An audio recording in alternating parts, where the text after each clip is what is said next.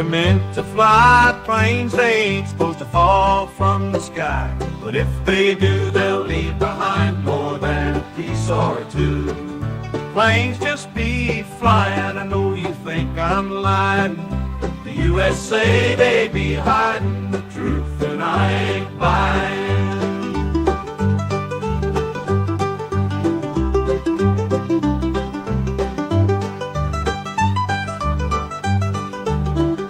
Planes, they're meant to fly, planes, they ain't supposed to fall from the sky. But if they do, they'll leave behind more than a piece or two. They'll leave behind more, and I know you think I'm lying. The USA, they be hiding the truth, and I ain't buying.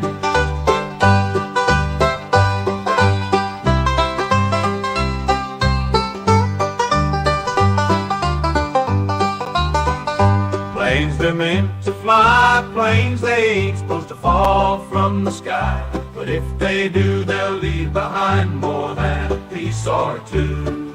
Planes just be flying, I know you think I'm lying. The USA, they be hiding the truth, and I ain't buying.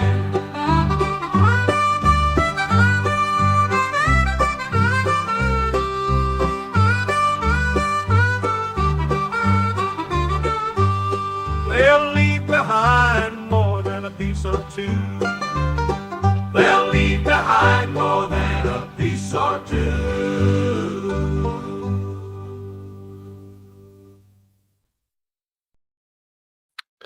Welcome, everybody, to the stream tonight.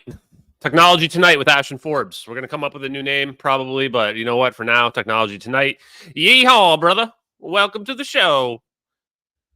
Guys, I'm really happy to be here with you guys tonight. Happy to be alive on this planet with everybody.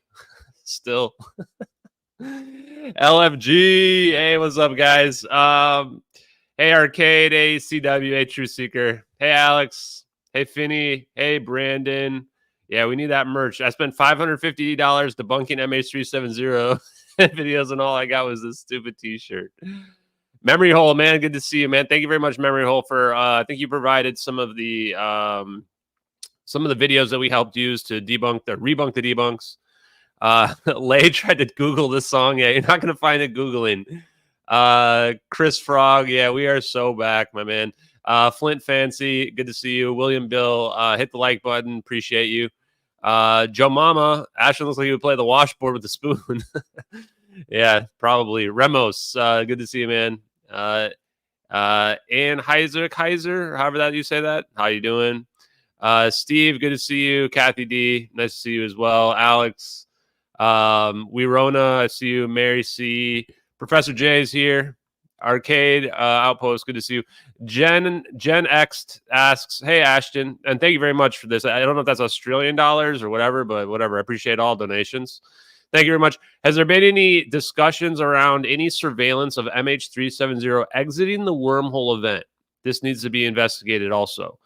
There's nothing we can do. We don't have two videos on the other side. It's not like they're just handing out classified videos to the public, say, here you go, guys, here's our most secret weapon. Here it is. But yeah, I mean, sure, there probably are out there. If they filmed it going in, it would not surprise me if they filmed it going out on the other side. And we'll get to some of that here in a minute as well. William Schwant, thank you, man, for being here. Appreciate you. Who else was in there? William Bill's here as well. Happy belated birthday again to him. He turned 68 yesterday. Yeah, Josh says the beginning and the end with the AI music for sure. Jake, hero of the chat, guy who's donated a lot. Appreciate you, man. Neurotypical people, yeah. Christopher George, Hale, I don't know about all that. Oops. There was somebody's comment up here. Sorry, guys, it's hard because you guys, there's so many of you people in the chat. I appreciate you all for getting on here early. I'm probably not going to be able to shout out all the rest of the people. There's so many people. Yoga with Denise says, have you been in contact? Have you been talking to Mr. MBB333? Does anyone know who that is? If anyone in the chat knows who MRMBB333 is, let me know. That's not specific enough, Denise. I have no idea what that means. Sam, Chris, I see the rest of you guys in the chat as well. Brian, T-Bass, Carla Joe, Flancy Flint, AK Crazy Fool. Good to see you guys. Okay. Okay, where are we going to start here tonight? We're probably not going to have a super long stream tonight. So first thing is, on a personal note, things have been challenging, let's say. I may have to try to step back, especially during the day while at my work, so that I can focus on work more. It's hard because it's like I get so many messages. I get random calls all the time from people as well related to this stuff. People that want to talk about stuff, people that want to network, all this stuff that's out there. So I don't know what the next step is in terms of this. Like, I'm at a crossroads right now where it's like I've been giving so much time to this investigation and to everybody in these streams and everything like that it's very difficult to balance that with my normal work. And I really don't want to lose my normal job because I really love it. So if you do see me posting less during the day, that's probably why. It doesn't mean that I've been disappeared or anything like that. And this case will never go away until the government issues a statement. And that kind of goes into my next thing that I want to say. Man, I'm not even sure exactly what to say, but that's why I like doing live streams where we can kind of just chat. So now I'm 100% sure these videos are real. So I'm going to pull them up here while I do this. Sorry, guys. I didn't actually plan on playing the videos, but here we go. I want to play this while I talk about it. I want to share the videos as much as possible because these videos are what really happened to MH370. And people deserve to know the truth. And there's some people out there, a lot of you guys have seen these videos a lot.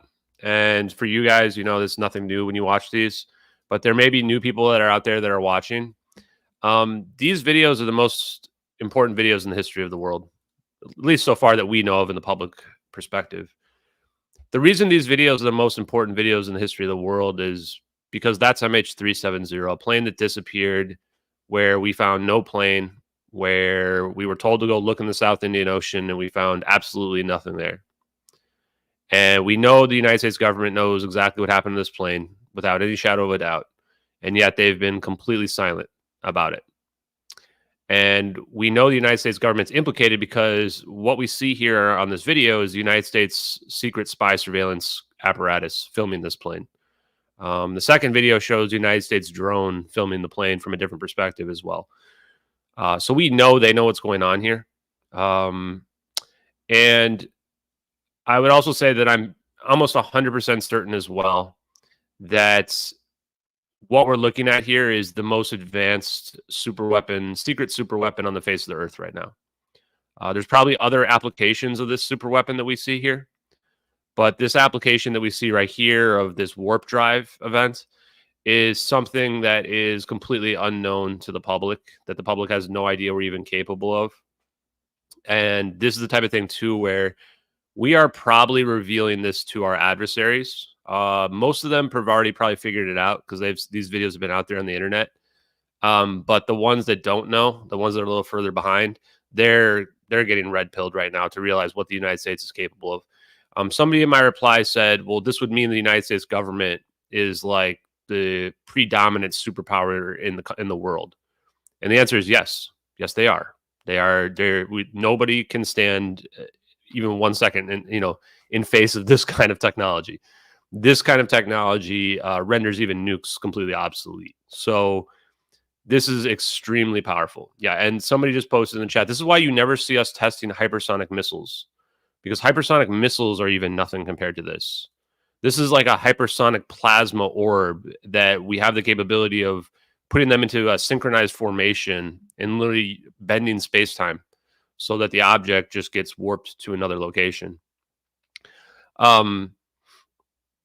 So what I want to say here is I'm going to make some statements here that are, of course, going to be trust me, bro type situations. But of course, you just can listen to me. And if you're somebody that, knows I'm telling the truth or not, you can judge for yourself. So we've been dunking on the United States government. This investigation has just been, it's like the Peyton Manning Saturday Night Live commercial where Peyton Manning's just picking on the kids and throwing footballs at them and hitting them in the face, and they're just fumbling the ball and falling over.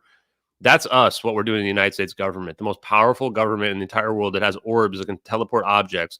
And us, some random people online, are just straight up, boom, dunking all over them all day long, exposing all their secrets nonstop.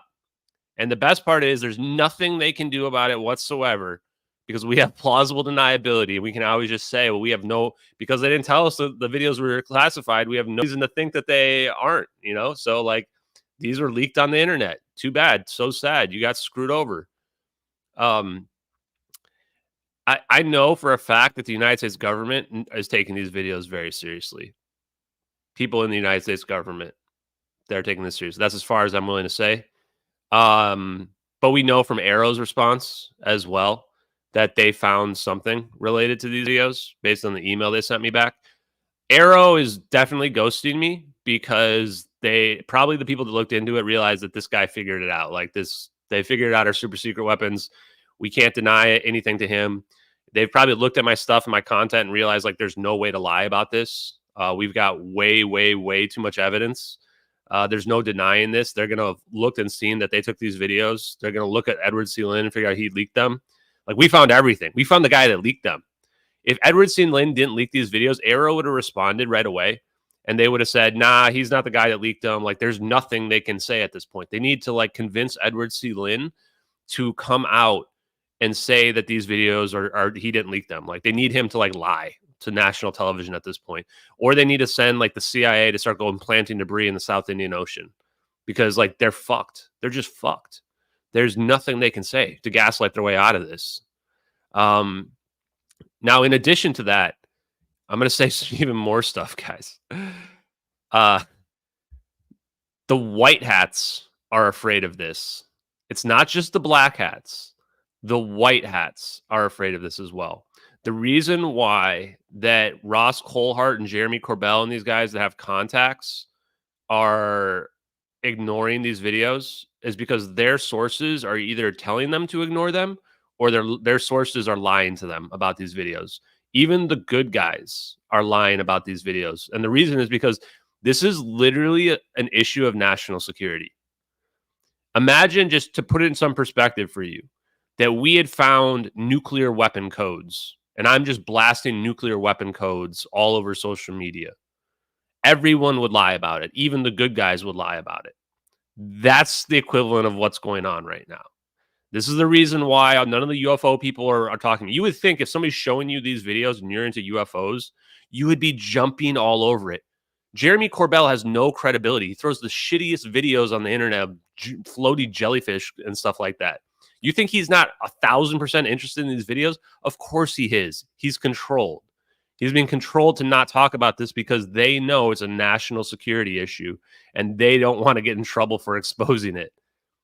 And the thing what I would say is I don't even really blame them. If I was in their shoes, I would probably do the same thing as well.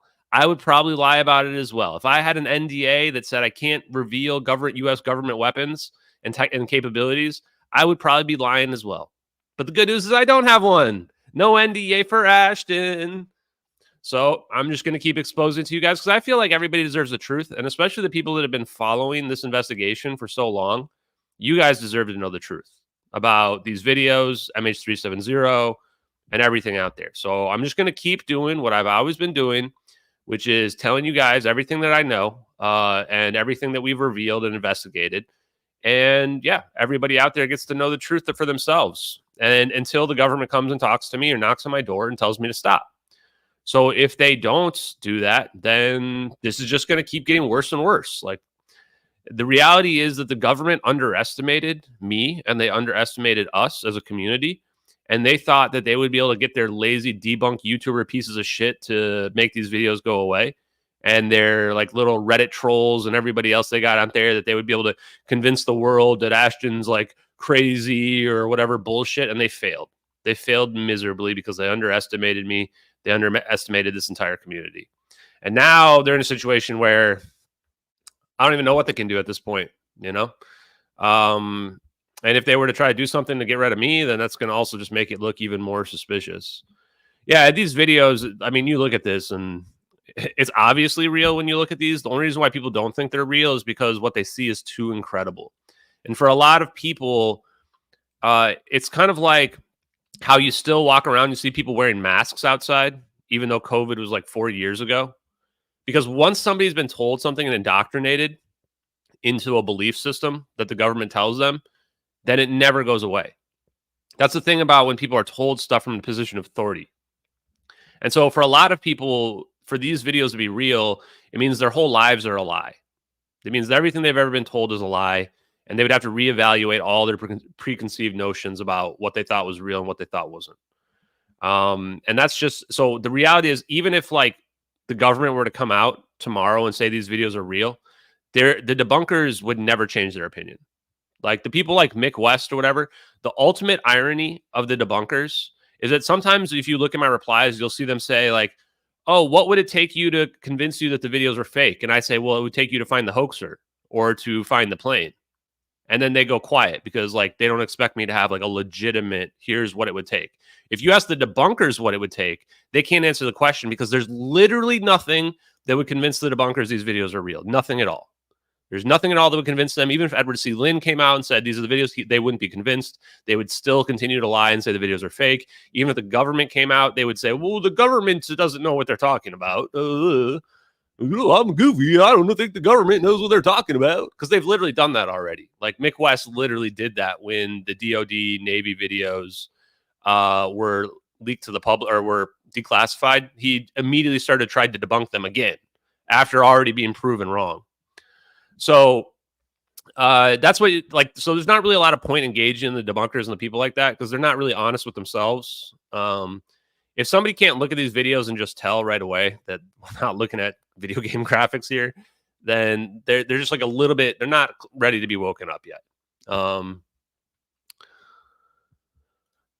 So that's what I wanted to say off the bat, because I think the question there is, so now that we understand the framework of what's going on, we can figure out what our next step is, what our strategy is.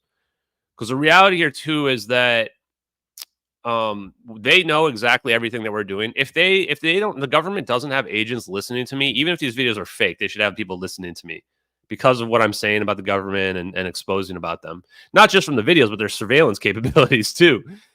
So I hope our government is smart enough to have people surveilling me and listening to all the stuff that I do. Because if not, man, it feels like kind of embarrassing for us. I expected more.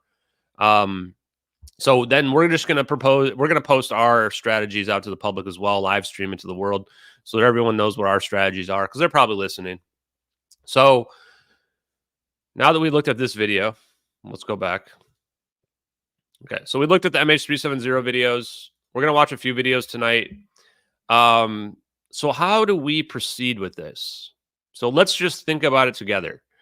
These videos that we are looking at here expose President Obama. President Obama 100% knows these videos are real, and he was the highest, he was commander in chief when we did this. He had to go to Malaysia and start covering it up. He had to probably call the Malaysian minister, the Malaysian prime minister, and tell Najib to cover it up. So it's not like a situation where we're not going to get like justice for this. That's not going to happen. The people that did this are never going to face justice. That's just the truth of the situation for everybody out there. So I want to just level it for everyone. We're never going to get people to come out and admit that they did this. And even if we did, no one's going to go to jail over this. The best we could hope for is that there would be settlements for the families where the U.S. government would pay the families for what we did to them and to their loved ones. But we don't even know what happened to the loved ones. Like, we have presumed that many of them died, but some of them may have lived. For all we know, maybe some of the loved ones were returned, and that's why the families haven't talked. Almost impossible to say. Thanks, Obama. Yeah, no, this is a true thanks Obama situation. It's like honestly, can someone make a meme and put the MH370 videos on there and do a thanks Obama for me? Because that is an epic meme that we might have to drop. So with that being said, I think that our approach has to be that we have to go for amnesty for the people that did this and the people that are hiding this technology. If we want anti-gravitational technology, space-time technology, warp drive technology, if we want free energy, then we have to come out in support of the amnesty for the people that covered this up, because otherwise we're never going to get it. Otherwise they can never admit to it, because otherwise the situation becomes that the people that did this have to go to prison, and those people never going to prison. So I think that's the hardest thing to say, especially as somebody who has been investigating this case and has been doing it to get justice for the families. The United States government took MH370. We took the plane, and we lied to the whole world. We convinced every media out there to lie to the world about it. We may even have set up fake experts to go on CNN and tell people that phones can ring when they're underwater, which, like, the whole world was like, oh, okay, yeah, phones can ring when they're underwater. That makes a lot of sense. Wait, where are the cell towers? So, you know, it's a pretty messed up situation. But the reality is that this kind of technology will help fix the whole world that's out there. So we have to propose amnesty for the people that covered this up so that they can come out and they can give it to us safely. Otherwise, you know, we're never going to get what we need out of this. The other part of it too, we're going to look some clips up here as well, is that the reason why they're hiding the free energy is, like all the movies and TV shows say, because it's too much of an impact. It's too impactful to the economy. You know, some companies will immediately go bankrupt, and other ones will immediately have their stock prices rise up like 1,000% instantly the next day. But not just that, it could potentially be the destruction of the whole world. You know, more wars would instantly begin.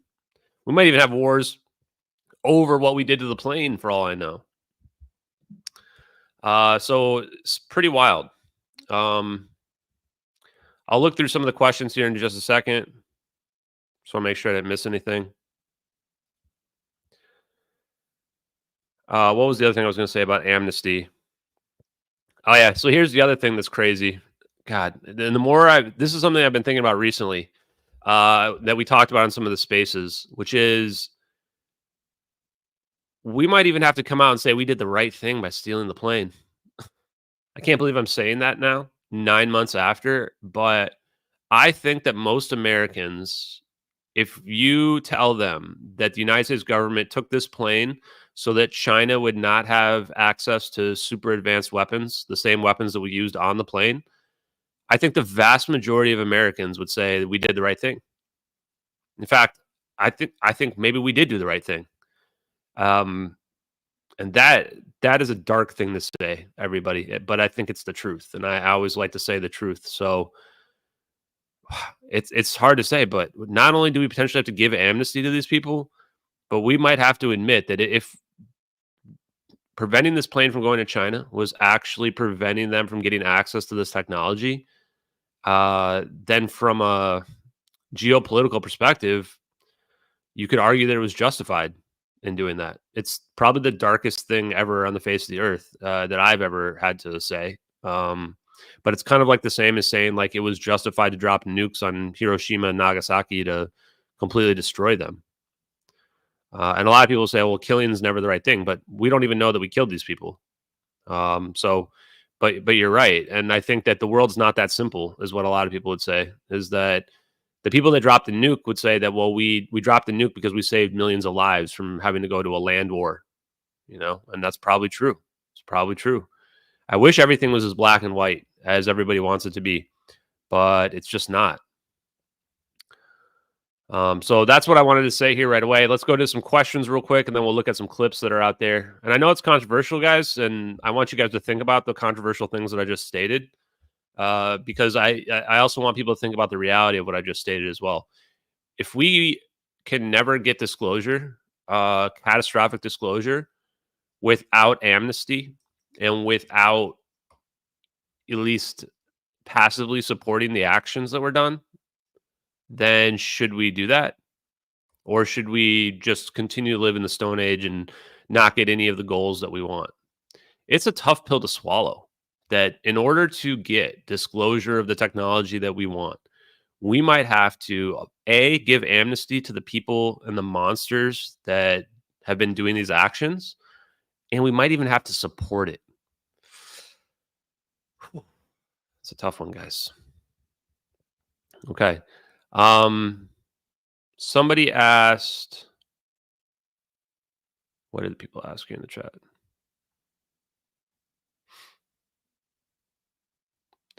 Couldn't we have stopped the engineers at the gate? I think this was also a message to our adversaries personally. Because, yeah, there's probably other ways. But if you're trying to stop 20 engineers, that's a lot of people to stop, man. What are you going to do? Disappear them all at the same time? I mean, we literally did that. That's because they were all in the same plane, and it made it easier. The Smith-Munt Modernization Act. Not going on wild goose chases unless just tell us exactly what you think the act says and why it's important. So, like, you got to realize I get like 50 DMs per day. Everybody wants me to hear their stories, what have you. Reality is I don't have time for any of it. So if you want to send information to me, you need to be as explicit as possible. If you send me a clip, you need to tell me the segment you want me to watch. If you have something you want me to see, don't send me a 70-page paper. Like, literally give me the snippet and the quote that you want me to read. I don't mean to say that to be rude. That's just a reality of when you have 120,000 followers and you've got people messaging you all day long, every day, calling you all day. It is what it is. Okay, let's see. Yeah, for anybody who's still unaware, the clouds absolutely do move naturally. People always struggle with this because they don't know what they're looking at. So a lot of people don't realize we're looking down in the satellite video. The clouds move. The clouds evolve naturally. You can find my post about it if you want to. I'm not going to rehash it every single time, every day. That's probably like one of the number one questions I get is about the clouds and where the people are, stuff like that. And I'm probably going to stop answering a lot of those questions because a lot of people too, like, literally want me to, in the replies with them in Twitter, tell them every single answer to all their questions. Like, literally just look through my highlights and you only have to go down like 5 posts and you'll find every answer to every question that you want. I can't change everyone's mind individually anymore. So I apologize if anybody's out there and they see that. You can either help me out and you can post replies for people that are out there to get them up to speed or direct them to that as well. But if people aren't even willing to go look and do a minimum amount of research to like just look through my replies, or not my replies, but my post history, then I can't do much for them. That means they're not really interested in knowing the truth. The origins of that letter to Ashton Forbes. Yeah, I don't think we're going to listen to it again tonight, but we probably will listen to it pretty frequently because that was the weirdest letter ever. And I'm not sure that all of the letter is 100% true, but it definitely makes you think about certain aspects. The letter to Ashton Forbes showed up on a YouTube account that created some AI stories for like current events that were going on. And then all of a sudden there was this one for letter to Ashton Forbes in there, like directed right at me. And then it did a couple more with a couple more like stories, one about Chan Thomas, one about the glitter conspiracy. And there was like a couple messages in the beginning of those to like clarify the letter to Ashton Forbes, which tells you that the whole channel was pretty much just dedicated to send me that letter. And then a few days later, the channel goes dark, never post another message ever again. Super weird. Definitely feels like it was something that was being specifically sent to me. And I think it served its purpose because now you see, like, I was looking at my engagements. This last week, we've had 17 million engagements. The week before was something like 16 million. Like, my Twitter profile is getting higher ratings than CNN gets. And this also shows you as well that the government's telling the media not to talk to me. So without any shadow of a doubt, the United States government is telling the mainstream media not to talk to me. This story is huge. There's no excuse for them not to be contacting me and trying to talk to me about it. Fox News is talking to the kid that saw aliens last year, like in his backyard. And there's people posting about it, posting blurry black shadows going, oh, this proves there's aliens.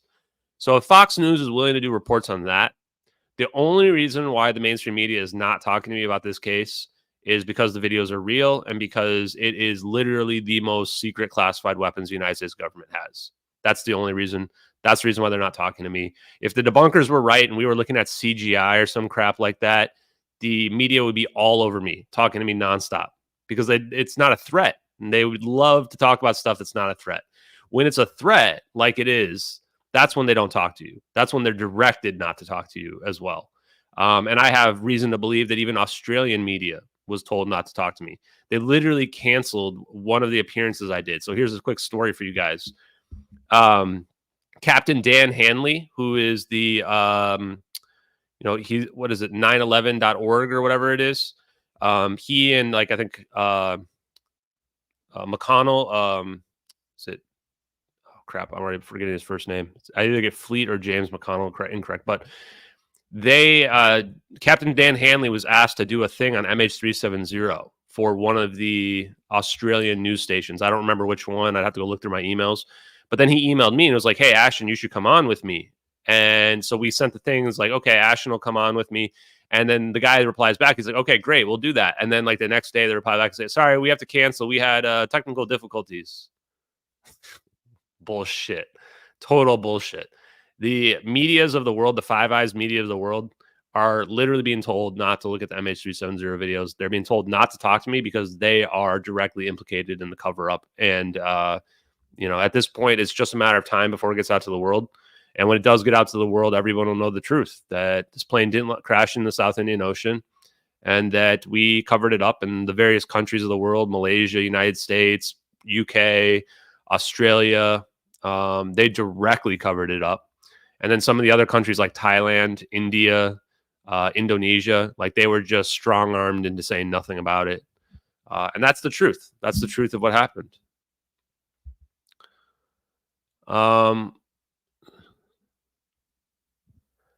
Yeah, and I'm not really going to be addressing too many more like debunk stuff either for the most part. Like if you want to think the videos are fake, go on with it. They're not fake. I know for a fact they're not fake. So if you want to think that they're fake, you want to think you're looking at CGI, go nuts, man. I really don't care anymore at this point. I've already addressed all the debunks that are out there. If you're the kind of person that thinks we're looking at video game effects in these videos, then you're probably a lost cause anyway. You can just go back to sleep, go back to living your fake life. No one will bother you about it ever again. I'm just trying to reach the people that want to live in a better world. And we're trying to figure out how we're going to go ahead and accomplish that, which is not going to be easy because the cover up of this technology is something that's extremely dark. And it goes back not much longer even than 10 years. This is just the first time where these videos have shown up in the real world, something like this, where we have like undeniable proof, where not just a video, but two videos in perfect sync from multiple perspectives with a real world event that we were able to prove was a literal cover up. Oh, what just happened? Jake again. Wow, man. Thanks a lot, dude. That's huge. Jake says, thanks, Ashton, for raising the amnesty issue. The only acceptable term would be if the debunkers stop harassing you and us and the media talks to you right after the government approves introduction to free energy. I think that's a little bit wishful thinking, but I think that's a good thought. And thank you very much for this donation. You've been donating a lot, man. So I hope you're really rich because that's really nice of you. Otherwise, you don't need to donate that much to get my attention. I'm not actually, I was gonna make a bad joke there, but I'm not gonna say that. So I appreciate it, man. Definitely, that's really nice of you. I don't care about the debunkers harassing us. What I would say too is that I don't think it's an accident that all the debunkers in the world right now are all like just completely losing it, right? Like we've got the United States backed into a corner. We're getting way more attention. The more they don't talk about the videos, the more and more awkward and obvious it is that there's a cover-up going on. Like this is the biggest story in the history of the world. I'm getting 17 million impressions just on my Twitter channel alone just this week. Like this month overall, we're probably pushing 100 million impressions. And the media won't talk about it. The government won't issue a statement on it because the videos are real. And they've got every debunker that is under their thumb out there attacking us, trying to attack my personality, trying to attack my credibility nonstop, trying to attack the videos, making these stupid videos that are posting on social media. Like they're literally out there paying to promote fake falsifications to convince people that we're looking at CGI and crap like that.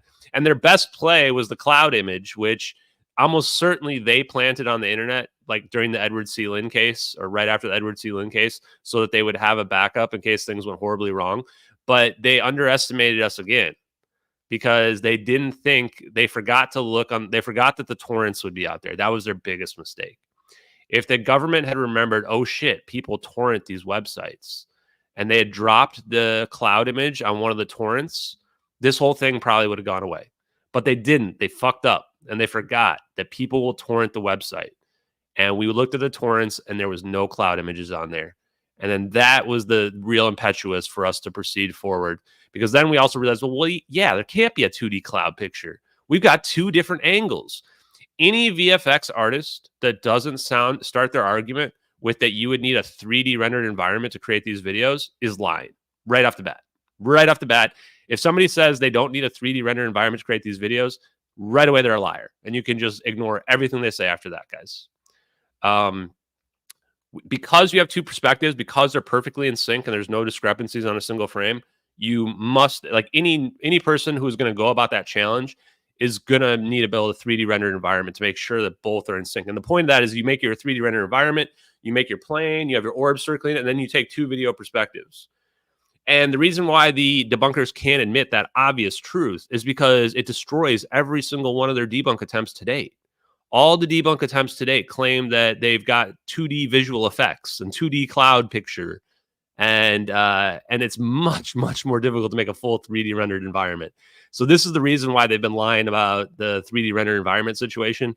And it's just sad because a lot of these people are just fake VFX artists that are just pretending for the most part. And most of them aren't really like, they don't work for any major studios or anything like that. They're just people that like fool around with VFX or freelancers, and they pretend like they're VFX artists. Like I've got Jeffrey Ford, lead VFX artist from Marvel Studios, on the record saying it would take 4 to 6 months to do these videos. So like anybody else who wants to put their credibility up with the guy who made Avengers Endgame, Captain America Civil War, and Spider-Man No Way Home, yeah, good luck.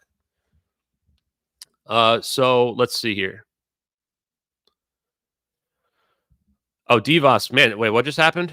Devos go on fire as well. Wow, guys, you guys are on fire. You guys are gonna make these debunkers super triggered, man. You guys are donating more money to me than they've spent trying to promote their like falsified falsified comparisons to debunk the videos. Yeah, the letter to Ashton Forbes said, "Keep talking about it. Keep talking about it." That might be the most authentic thing I've ever heard anyone ever say. So you know what? Just because of that, just because you donated here, I'm going to play the last bit of the letter to Ashton Forbes. It's actually like saved in my like history here when I just start typing letter to Ashton Forbes. So let's pull this up. Because you donated, I think it starts like 10.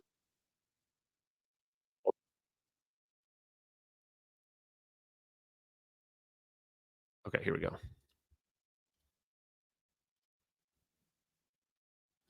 Okay, can you guys see that? Okay, sweet.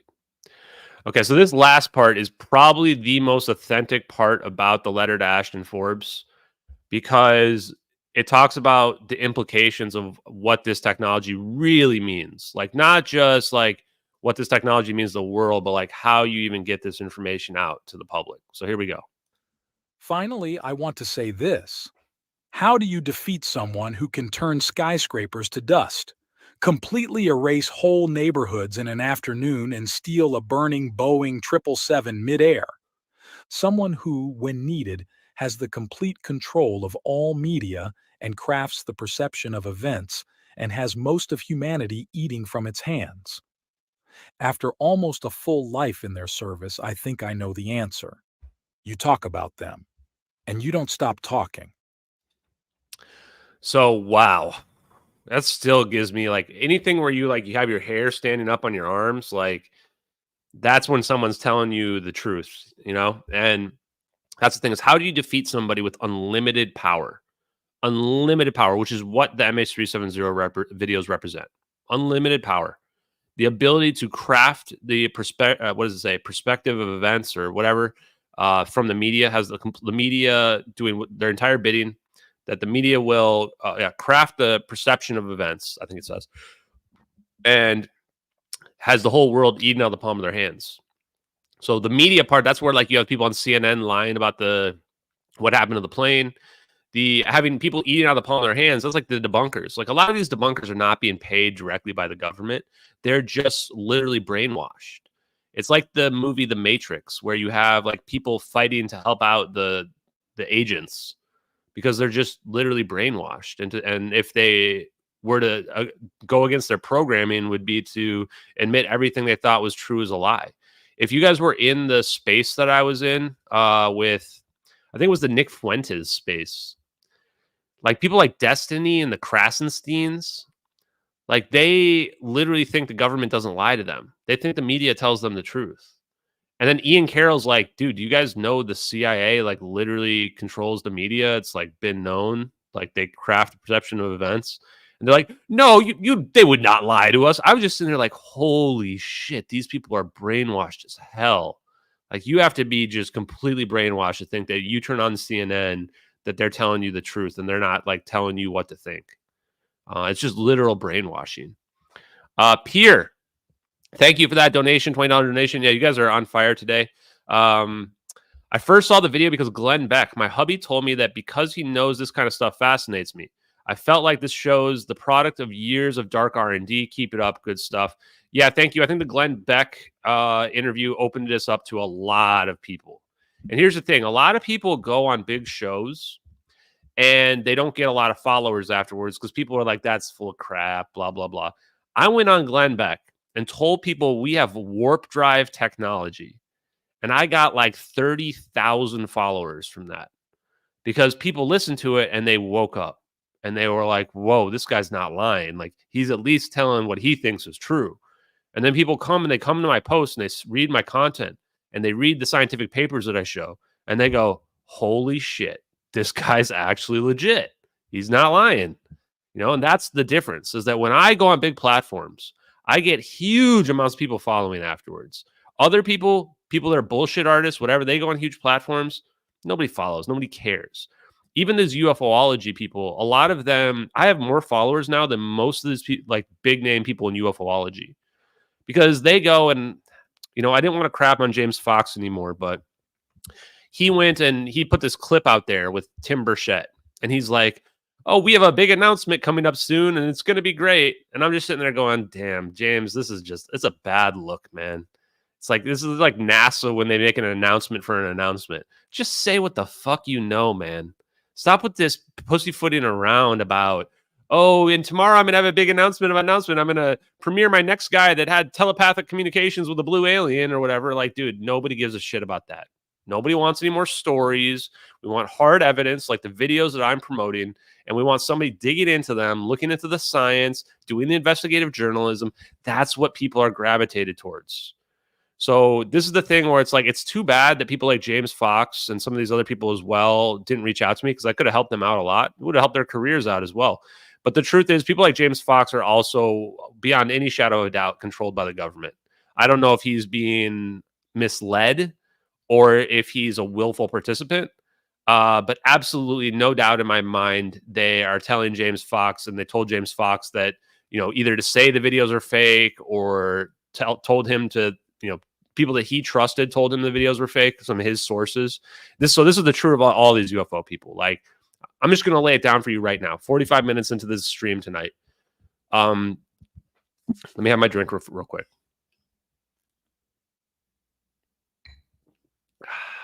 It's going to be a good one, guys. You ready? Okay. So David Grush, Lou Elizondo, these kind of guys, they have NDAs. Their NDAs prevent them from speaking about anything related to U.S. surveillance capabilities or weapon capabilities. That's the reason why these guys can't say crap about the MH370 videos or a lot of the stuff in UFOlogy because it's not an issue of talking about aliens or whatever. This is why David Grush can say, oh, we've got alien bodies, because that's not a threat. That's not a national security issue. They can't talk about the technology because the technology is a national security issue. I think they absolutely know about the technology and they cannot talk about it. Now, you take the next tier of people, these UFO influencers, Ross Coulthart, Jeremy Corbell, James Fox, etc. Everyone wondered, why are these guys not reaching out to Ashton? Super weird. Like, Ashton's out here saying, I've got these UFO videos. It's because either they know the videos are real and they're being directed to lie about them because they are white hats, black hats, doesn't even matter. And they know it's a national security issue. And they don't believe that we should be telling the world about it. Or they're being lied to by the governments and saying, you know, manipulated in a way where the people are telling them, their trusted sources that they won't name, are telling them that the videos are fake. And then they're like, oh, well, that's my trusted source who told me that the videos are fake. I have screenshots of Ross Coulthart talking to Think Tank, 528 Vibes. And Ross Coulthart saying, oh, I think the VFX is a perfect match. That goes to show you Ross Coulthart is 100% full of shit. 100%. He's got eyes. He can tell it doesn't match. He is spreading literal misinformation and disinformation. Ross Coulthart is. And I think they know that we have advanced technology that's out there. And this is why they never broach these topics of, well, what is the basis of this technology? Can it be used to make a super weapon? And things like that. So now you guys understand the framework and landscape of the UFOlogy world, as well as just disclosure in general and what we're up against here. There's basically nobody like me and like us that are doing what we're doing out there, which is just putting the information out there to like straight up bare information. Here it is. Here's the hard truth. Here's the opinions, and not being afraid about what that means to everybody else and what it means to the world. The true reality is that this technology probably will be the end of the world. I think that it's not just a geopolitical thing with respect to the implications of what this technology can do to our planet, but it's also a situation where we might actually just destroy ourselves from this technology. That's just how powerful it really is. It answers all the big questions like the Fermi paradox, answers why they would hide it, answers why, everybody's so talking about aliens and UFOlogy and as opposed to this stuff. It answers everything. Hector Greywatcher, thoroughly enjoyed your channels, your tenacity, courage, and analysis. I appreciate it because my life expectancy is definitely just plummeting for sure. I'm trying not to get Boeing whistleblowered out here. By the way, like more Boeing airplanes crashed. Cheers to that.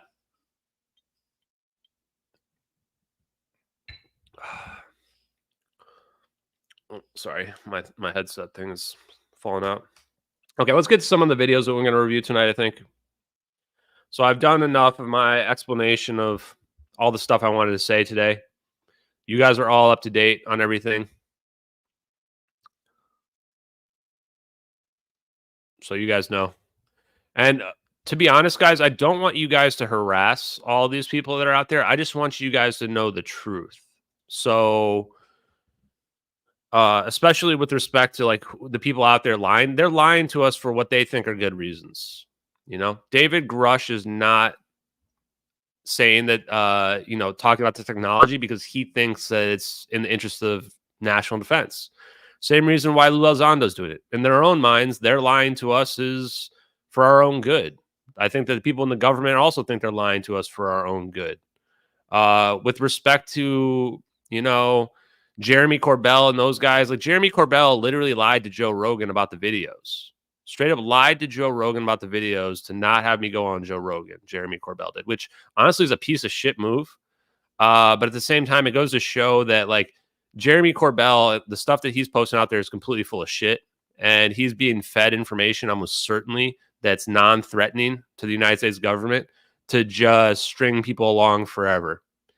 This is the reason why he's not showing any videos of jellyfish flying out of the water or whatever, but then he'll talk about them. And then and where's he even getting his videos from? Where's he getting these classified videos from? The government's giving him these videos. So these people are probably working on a slow disclosure, like a literal spreadsheet of what they're supposed to disclose at what time. And this comes down to the idea of just like getting people slowly acclimated to what this is all about. Because as you guys have seen, when we talk about stuff like warp drive, this shit broke people's minds. People out there going, this guy's crazy talking about warp drive. No. The problem is a lot of people have to be built up to this. And I just don't care. I'm just ripping the Band-Aid off, telling you guys straight up, no, we got warp drive. Yep, we got warp drive. So let's start with this clip. Hopefully this doesn't get me copyright striked. I'm going to go through like halfway through. Okay, here we go. This is a clip from a movie that I've never seen before called Chain Reaction in 1996. I might have to watch this movie later tonight. Yeah, I'm a realist. I'm kind of an idealist, but I'm also a realist, which I think is a very dangerous combination. Wait, can you guys not hear that? Okay, let me try again.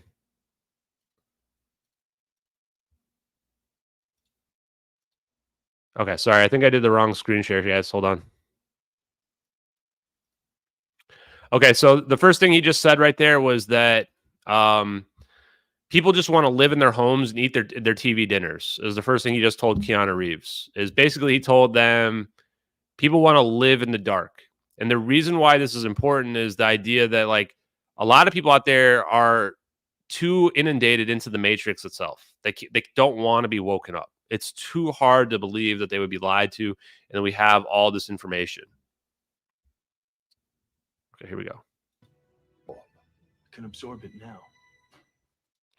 So right there, it kind of explains the whole situation, right? Is that it would change everything from a geopolitical perspective. The world can't handle free energy. Free energy will change everything. So what is the government's goal? To release it in a avenue that an amount that they can absorb. That's literally what the government is doing. That is exactly it. Completely explains exactly what the situation is right now in the real world today.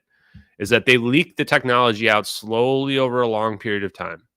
And slowly over a long period of time, we can absorb more and more and more technology.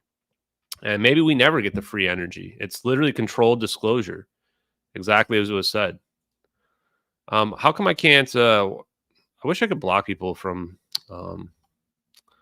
the chat on X. Oh, I'll take care of those people later. Anyway, okay, yeah. Free energy would disrupt the existing world powers. It would defeat the need for hierarchies as they're founded on resources of resource ownership. Yeah, it's definitely going to manipulate that as well. And that's a big problem. Is it's too disruptive. But I think it's not just that it's disruptive in this case. It's also the situation where it would lead to the end of the world. Like we could actually just destroy ourselves. That's pretty much the main thing that I figured out. What is up with all these people talking about blocking each other? No idea what these people are talking about. No idea. Okay. Anyway, let's keep going. Okay. Let's go to the next one here. Where's my next clip? Oh, this is a clip from Oppenheimer that we're gonna post. Why is this? Okay, how do I? Whatever. I'm not revealing anything, I don't think here. Okay, here we go. Present. These are all my bookmarks. You guys can see. Here we go. Why did you come? Yeah, so here's a situation as well that he talks about. What does nuclear power even mean? And the answer is we gave them something that they never expected, something that is almost unlimited power. This is Oppenheimer. And the situation of the ability to destroy themselves. When I think about this too now in retrospect, I go, man, nuclear weapons are powerful. And everybody talks about how we can destroy ourselves with nuclear weapons. But the weapons that we're talking about in the MH370 videos, that's infinitely more powerful than nuclear weapons. That's what we can really destroy ourselves. It even makes me wonder if we didn't figure this technology out in the 40s, the same time we figured out nuclear weapons. And we've just been keeping it secret the whole time, slowly advancing it, slowly making it more and more and more powerful behind the scenes. Give me 1 second, chat. I'll figure out what's going on here.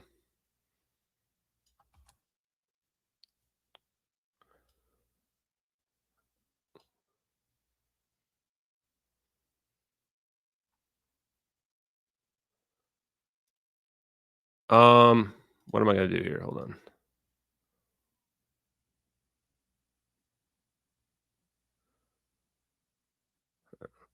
Anyway, stop spamming in the chat if you don't mind. Otherwise, I'm going to start blocking people. I do have the ability to block you now. I pulled it up. Actually, I'm going to leave this person's name up here just in case I have to do it. Okay, next thing.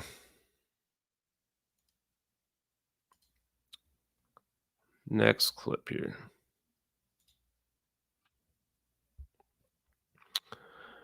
The biggest story is who controls the directed energy and electromagnetic weapons in Antarctica. No, I would disagree. I mean, those are powerful, but the first iteration of this type of technology, is scalar technology and scalar weapons, is somebody else wants me to unblock them. Shit. I don't know. Can people even reply to my streams if I have them blocked? Sorry, I can't. I got too many things going on to figure out. I guess people can reply.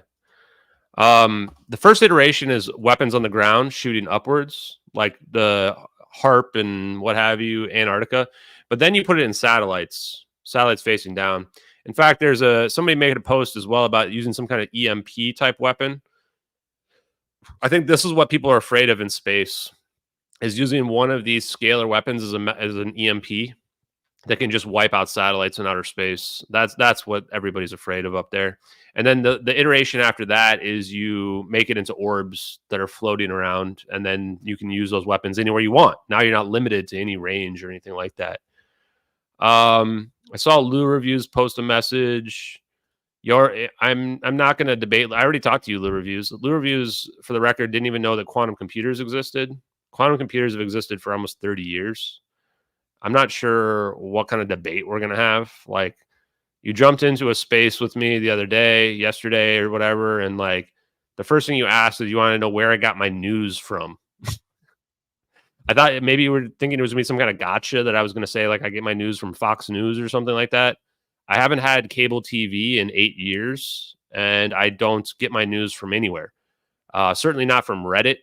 Certainly not from any news stations, not from the AP or Reuters or anything like that, because I use something called critical thinking, which is that when I read an article that I find usually from Twitter, scrolling through my feed, I go to the article and I go, what does the headline say? The headline is usually something called narrative or editorial. And I go, what are the facts in this article? And I dig through the facts. So now it's to the point where it's like, if there's something important that's going to happen, there's going to be like 50 people posting about it on Twitter. I'm not really worried about it. I prefer to do stuff like read scientific papers. Like, for example, this one right here.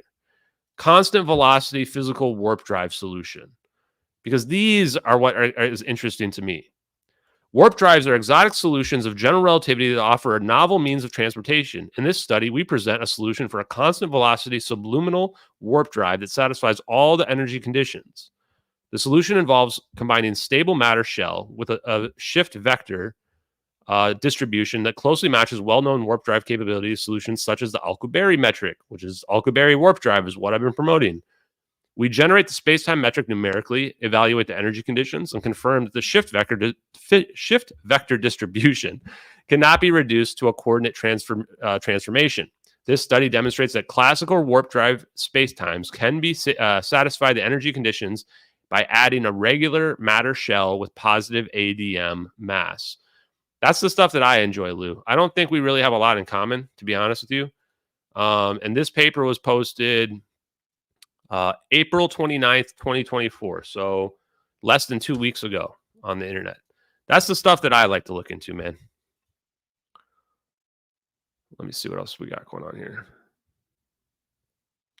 So when it comes to like debating people, I'm certainly not going to bother with someone like Lou Reviews. I don't think there's anything to gain by debating Steve Cambrian. The irony is these people want to call me grifters, and they obviously are just like trying to clout chase because I've got so many people listening and following, and they've got YouTube channels that have been failing for years and years and years and years, and they just want to get more viewers, you know? So why would I feed them that when they've been trying to tell people to not platform me for months and months and months and months? Like, now it's time for you to get a little bit of karma back on yourself. So no, I'm not going to debate you. Plus, the three types of people I'd be looking to debate: people that know about the videos, and there's really nobody that knows as much as I do about them. There's nobody even on the debunker team that I even respect anymore. I've already debated all the riffraff people in the debunker thing. Mick West is the one that everybody would want to see. Mick West wouldn't even last. Mick West would probably last 5 minutes. He probably won't last 10 minutes in a debate with me, which is why he would never do it, because he would just get absolutely destroyed, even if I gave him the questions ahead of time. He just has no chance whatsoever. The guy literally fabricated 3 fake debunks about MH370. Like, he would have to address all of those. The fact that he fabricated a fake jittery contrails debunk, that he fabricated a fake VFX debunk that he got the Corridor crew to use, and the fact that he also tried to falsely debunk the Philip Wood EXIF data picture. And he was wrong about that as well, from every single technical perspective. This guy is like the most criminally liable debunker related to MH370, not even just the videos, but just in general. Mick West has been lying about MH370 going back till like 2014. And then the second thing would be just MH370 in general. I think the only person that I would even consider probably debate, I mean, I would consider a lot of people debating, a lot of people MH370. I think talking to Florence DeChangy would be very enlightening, even though we don't really have the same opinion. But Jeff Wise, like, credit to Jeff Wise, he's like a total moron when it comes to like thinking that Russia is the problem of everything. But he did figure out the debris situation.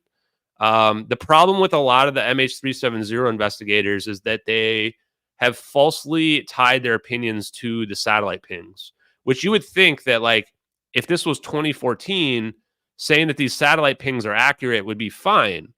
But the problem is it's 2024 now. And in 2024, we have searched down in the South Indian Ocean where the satellite pings claim to know exactly where the plane crashed. And we found nothing. Searched for 3 years and found nothing at all. Above water, below water, no black boxes. So if you're still hung up on the satellite pings, like, you're obviously delusional. You have to just use basic reasoning to say that. And the best part is the debris that washed up in Africa proves that the plane couldn't have crashed in the South Indian Ocean. This is one for, I'll post this here real quick for my buddy Lou Reviews, because I think he was struggling with this yesterday, is that a lot of these people that, like, they only base their opinions on what they were told by CNN, they don't have any ability to think for themselves. That's the big problem. So people like Lou Reviews, like, no ability to think for themselves at all. Like, this is where, like, and I'm not trying to be mean about this, but like, you literally just need to learn how to think for yourself, bro. Like, this is how easy it is to show you how you think for yourself as well. Here we go. Let me share my screen. Here's a literal overlay of all the relevant information related to the debris. Okay. I made it as simple as possible for you. You can find out where all the confirmed or potential debris is in Africa here. You can see the currents, the ocean currents here, where they flow. You can see the search area down here with the 7th arc, which is where the satellite pings say the plane crashed, where we found literally nothing all along this arc. We found absolutely nothing anywhere. And you can see where Diego Garcia is right here. Now, if you have debris showing up in these locations, how the fuck does it get there from down here? Look at where the ocean currents are. The ocean currents go east down here. So if the plane crashed down here, the debris would have washed up here in Africa on the west coast, or Australia, on the west coast of Australia. It's not going to float past Australia and then up and around and then back right past Diego Garcia and then down to these locations here. It's too far. It's 2,000 to 3,000 miles if I do a straight line. So if it has to go all the way around this arc and get over here, it's like, I don't know, 4,000, 3,000, 4,000 miles it has to drift. It's not possible. You know where it's much more possible? Look at where Diego Garcia is. Look where the ocean currents are relative to Diego Garcia. The debris fits a perfect match to where you would expect it to float if the debris was put in the ocean near Diego Garcia. Just, guys, this is just basic logic and reason. It doesn't take PhDs or, fake experts to figure out. You can just use common rational logic and figure it out. So there's no point in, debating people that have no idea what they're talking about. So then the third type of person I would debate is a scientist. And that's who I think we have to go to at this point. So I know these videos are real. I think a lot of people in here know the videos are real. And then the question is, like, okay, well, how do we prove the science to people? This is where, like, I want to debate somebody like Eric Weinstein, or if that's too much, then I'll even take somebody who's the next echelon down. I want to debate somebody who's got a somewhat CNN brain from the science perspective, and they don't know anything about scalar physics. And I want to explain to them how Maxwell's equations were reduced. And I want them to tell me why the scalar potential is not the stress in the medium and why that's not gravity. I'm going to literally use this exact analogy right here.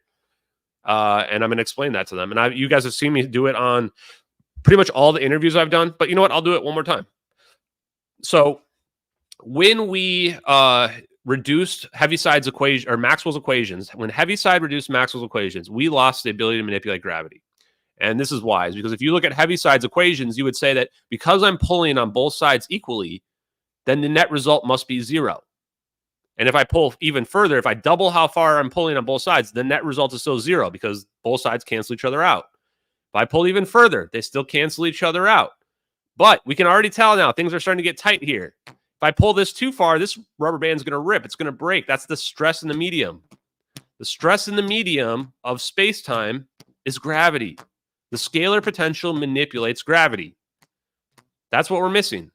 That's what we forgot. That's how we hamstrung ourselves and forgot how to manipulate gravity. There has to be a way to manipulate gravity. We can see LIGO, can see neutron stars colliding and creating gravitational waves. So there must be a way to create them. It's not as complicated as we think. That's the beauty of the manipulation of gravity and even warp drive. It's just Alcubierre drive. It's literally creating a warp bubble. It's literally Star Trek warp drive. And that's what I was surprised about. I thought it was going to be some complicated thing of, made up words that I don't understand and virtual particles that I didn't understand. And it's actually not. It's actually a lot simpler than that. It's just creating a little warp bubble around your object, displacing yourself from space-time. So hopefully that helps you guys out. So yes, one of those 3 types of people would be great to interview. MH370 videos, MH370 investigation, or the science. I'm definitely not going to be Bill Nye, the science guy. I don't know if you guys have seen the clip of Bill Nye on Larry King Live, or where he just gets destroyed by the one guy. One of the greatest clips ever out there, man. One of the greatest clips ever. But I will say to Lou Reviews, man, good luck with your interview with Krishley. I think that's going to be an epic stream. Really awesome. I hope you ask her what the source of the Pyromania VFX is, where she downloaded it. I hope she didn't download it from the 2023 version that has falsified images directly in the samples where it shows the MH370 videos. You can literally see it. I'll show you guys. So this is one for you, Lou Reviews. Make sure you ask Krishley this question. Make sure she provides a source of where she can download the assets that she used online. Not just a Wayback Machine, but somewhere where she can actually download the actual source she used. Because I want to go ahead and pull where is my debug. Here we go. Yeah, don't worry. I got it ready to go, chat. Got it ready to go. So ask the debunkers, because the debunkers love, the first question I usually get is, what is the source?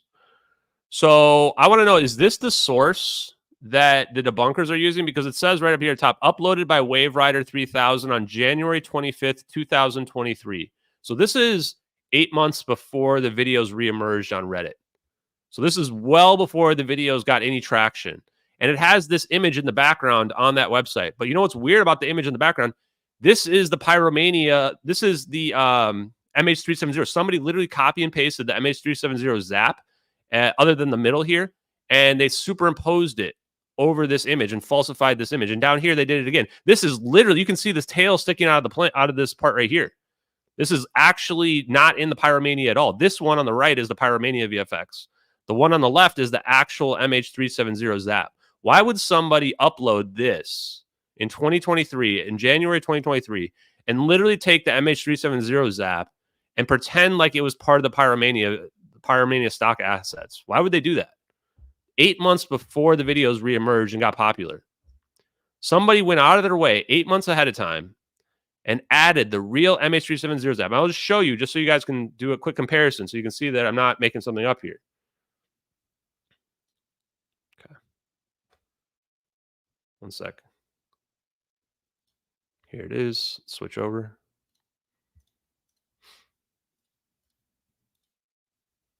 This is exactly the image that they copy and pasted. They took this, they copy and pasted this into a picture of what is they're presenting to be the Pyromania stock assets. They took what you see right here. This is from the MH370 video, and they literally added it so that people would be fooled when they come to this website to think that this effect, that this what we see right here, is part of the Pyromania stock assets when it's not. Why would somebody lie like that? And this happens to be the exact same place where the debunkers are downloading their effects from to try to claim that they match. This shows preemptive motivations here, that they were essentially trying to use this, that they had this ready to go before the videos ever even reemerged. Somebody had planted this on the internet back in January of 2023 so that somebody would know to use this to try to debunk the videos. How weird is that, chat? Just so you know, I'm not making anything up here. I'm going to go back to what I just showed you before. And I have a link to this as well. What you see down here in the bottom, this is 100% from the MH370 video. This hasn't been manipulated or anything. This is literally what we just looked at.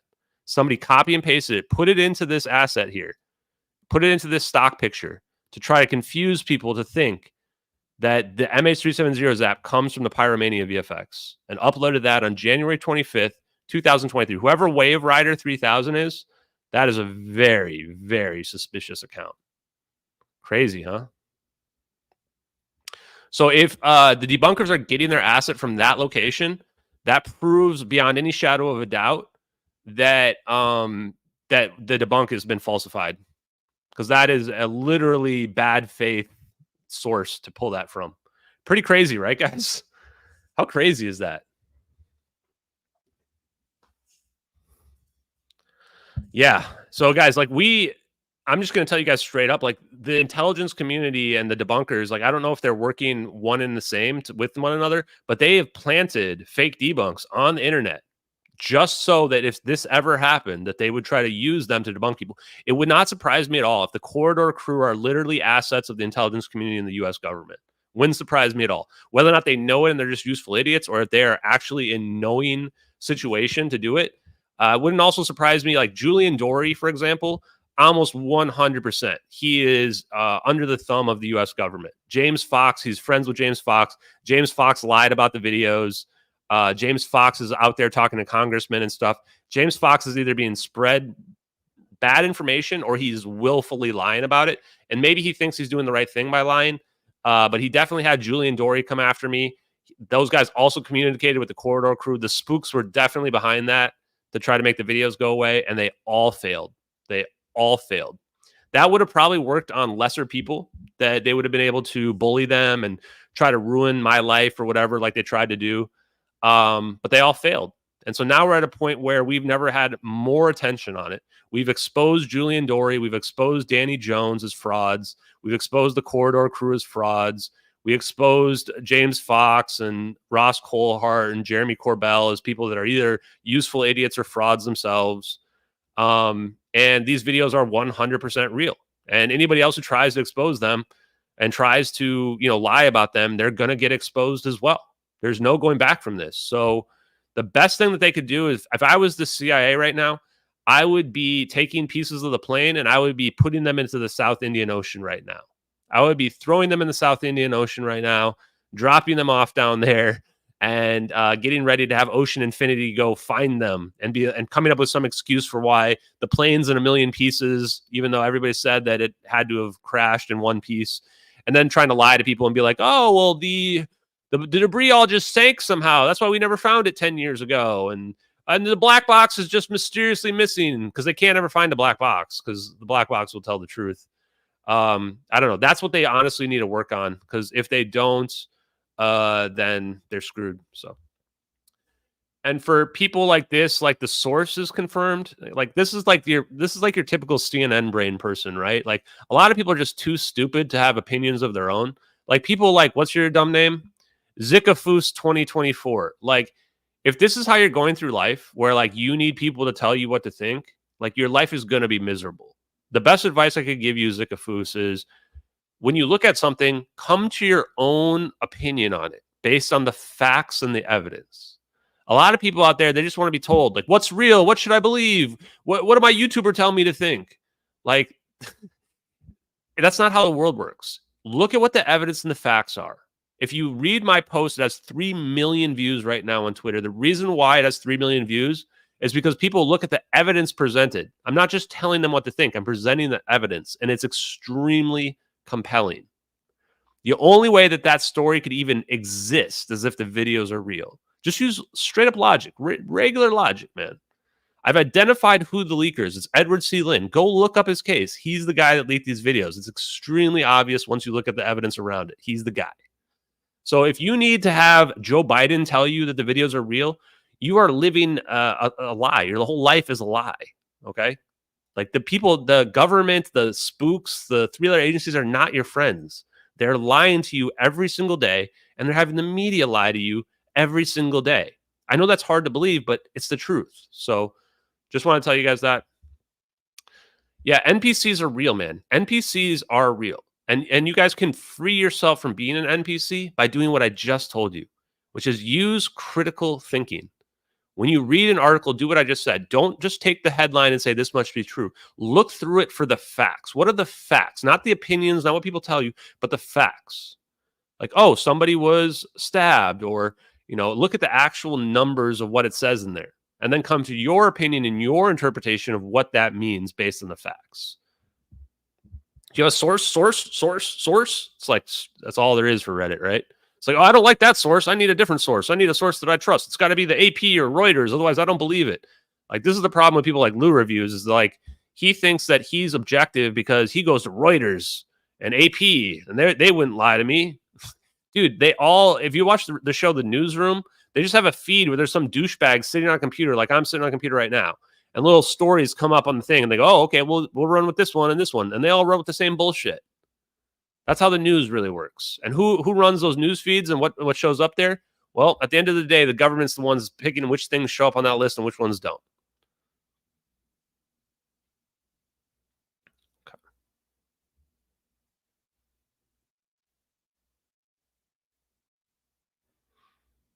What's this comment? Been with you since day one, but you know it's the other way around. We have to debunk again and again, not the others. This is very misleading. Yeah, I'm not going to be debunking stuff anymore. I don't care anymore what people think. Doesn't matter to me. I've already gone ahead and I've if you guys want, I'm just going to, from now on, I'm just going to link what I've already provided for the VFX, link the source of the new debunker saying that, of course, they don't look anything alike, because they don't. I mean, that's all you really need to hear. You know, link all the other stuff that's out there. So I'm not going to bother with that much anymore. Now let's go to some of the other videos that are out there.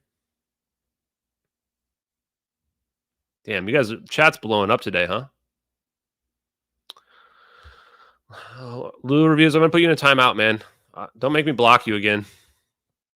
Okay, let's see what we got. What's the next video I wanted to go to? Where's my thing? Oh, okay, so we're going to do the Malaysian Minister of Defense, guys. So if you don't think that there is a cover-up going on, watch this video that we're going to watch. If after this, you still don't think that there's a cover-up, I don't know what to tell you, man. What we're about to watch is something that you could put directly on to CNN, or what you could put on to directly on to Saturday Night Live, and it would get more laughs than anything on Saturday Night Live has ever gotten in the last 10 years. So what is it called? Four Corners? What's it called? Missing MH370. Oh, here we go. Jesus. Yeah, that's not the one. Hold on. What is it called? Oh, Lost MH370. Okay, hold on. God. Although I do kind of want to watch this too. I do kind of want to watch that, because I want you guys to see the Larry Vance guy, who's like one of these official experts, where actually, you know what? We are going to watch that. Hold on. I might have to find the clip of that before we go to that, though. We're going to watch this, though. Probably going to get copyright strike for this, but I don't even care. Here we go, chat. Minister, when did you become aware that MH370 was missing? Sometime that morning. What time? Sometime that morning. What time did you become aware that the plane was missing? Well, sometime that morning. What kind of answer is that, dude? She asked you a direct question right away off the bat. We're not even 10 seconds into this interview, and the dude's already obfuscating. Morning. What time? Does it matter? What time? Does it matter? Dude, are we doing an interview here or what? We're 15 seconds into the interview, and the guy won't even answer what time he was told the plane was missing, which is like the most basic question out there. Plane disappears 1721 UTC. He should be like, well, I was told at 1730 UTC that there was a plane that went dark. He can't do that because he can't get himself caught in a lie. Anything he says will expose the cover-up. How crazy is this? In a storytelling sense, yes. Yeah. Look at his body language. You can tell how defensive he is right away. Like, he's sitting there thinking, like, what am I going to say? What am I going to say? Like, look at how I act on streams compared to this guy. I would get a confession out of this guy in under 15 minutes. That, like, I would be able to just break this guy down, destroy this guy, 100%. You guys are seeing me on Spaces, on streams. This guy put me in the room with them, chat. Put me in the room with them. It's like, yeah, I'm not going to answer that question. But again, the timeline will show, and I think when the inquiries actually take place, do you really think that Malaysia can hide the way things have unfolded? Okay, so this is 7 weeks later. This plane has been lost for 7 weeks. He won't answer any questions. And then he says, oh, well, the inquiries will come out. Guys, it's 10 years later. The question of when this guy was told has still never been made public. It's 10 years later right now. It's never been made public on when this guy was told that the airplane went missing. He says the inquiries will release it. Well, it's 10 years later and it didn't. And then he says, do you think Malaysia could cover up what happened to the plane? Why is he saying that? He's got a guilty conscience. The only reason why you say something like that, guys, I can tell a liar, this guy is lying his ass off. You think Malaysia can cover up what happened? Well, apparently, because that's literally what you're doing right now. Of course not. No. But that So isn't. why- No, you don't think Malaysia can cover it up? No. Why are you asking me these questions? What is up with this guy? Fucking liar. Thank you for this donation. I can't read. Hold on. I have no idea how to say your name. The Tammy, whatever. Thank you very much. Keep going. I've been visualizing how this tech can eventually become available to the world. A new giant leap for mankind towards peace will be necessary. Quite the task for us all, but attainable. Yeah, I think that we have to become a more peaceful civilization before they'll give us this kind of technology. Because if not, then the world will end. That's a sad state. Theta mooned me. Okay. Thank you very much, Theta mooned me. Appreciate you. Yeah, this guy's a huge douchebag clown. Why don't we? This is not a controversial question. Sure. By the way, guys, if you guys didn't watch, I used to play this back in like October and November. I'm literally in love with this woman. I am in love with her. I would marry her tomorrow. I wish we had journalism like this. Why do we not have journalism like this in the United States? She does not let him off the hook. She just straight up is coming at him. I love this woman. I think she's married, but if she wants to get divorced and marry me, then I'll make it happen. Things have unfolded. Of course not. No. But that So isn't. why don't we? This is not a controversial question. Sure. Boom! She lays down the hammer on him. This is not a controversial question. It's like the most basic question ever. When did you hear the plane went missing? Why won't you answer this basic question, dude? It's not. When you found out. And basically, we're trying to coordinate 26 countries for search. Now he's just listing off bullshit that's completely instant. We're trying to coordinate countries. Dude, she has asked you what time the plane went missing. Working into a deep sea search as we talk today. What does deep sea search have to do with what time you heard the plane was missing? Nothing. The last thing on my mind is trying to figure out what time that I got it. What do you mean the last thing on your mind, bro? You're in a literal interview with a woman asking you basic questions that you presumably agreed to. You're thinking about the deep sea search while you're in the middle of an interview with her woman? Obviously, he's completely full of shit. Information. Well, I'll put it to you like this: in a storytelling sense, for a documentary, Right. take us back to that day, March the Right. 8th. How were you informed that the plane had disappeared? There were phone calls. This reminds me of the beauty pageant, the South Carolina beauty pageant, the U.S. maps and such as. It's like, how are you informed? This is a basic question. Should be like, well, the general of the Malaysian military called me up at 17:30 and told me that there was a rogue 777 flying through our country. Like, that's what a normal person, how they would respond. Instead, he's like, there were phone calls. Like, dude, you're literally obfuscating the answer. She wants a direct answer, not how you were called. She doesn't mean like, did they come on a horse and deliver you a letter? That's not what she's asking. She's asking exactly who communicated with you and when. Lobster, I wanted to donate a bit. Nothing to say. That thanks for your work. Appreciate you, Lobster. Big thank you. Appreciate you guys. Guys, you guys are the best. MH370X is the best. Period. Nobody can hang with this group. The DCA, and I'm in a way quite fortunate that I'm also the Minister of Defense. In a way, I'm quite fortunate that I'm also the Minister of Defense. What?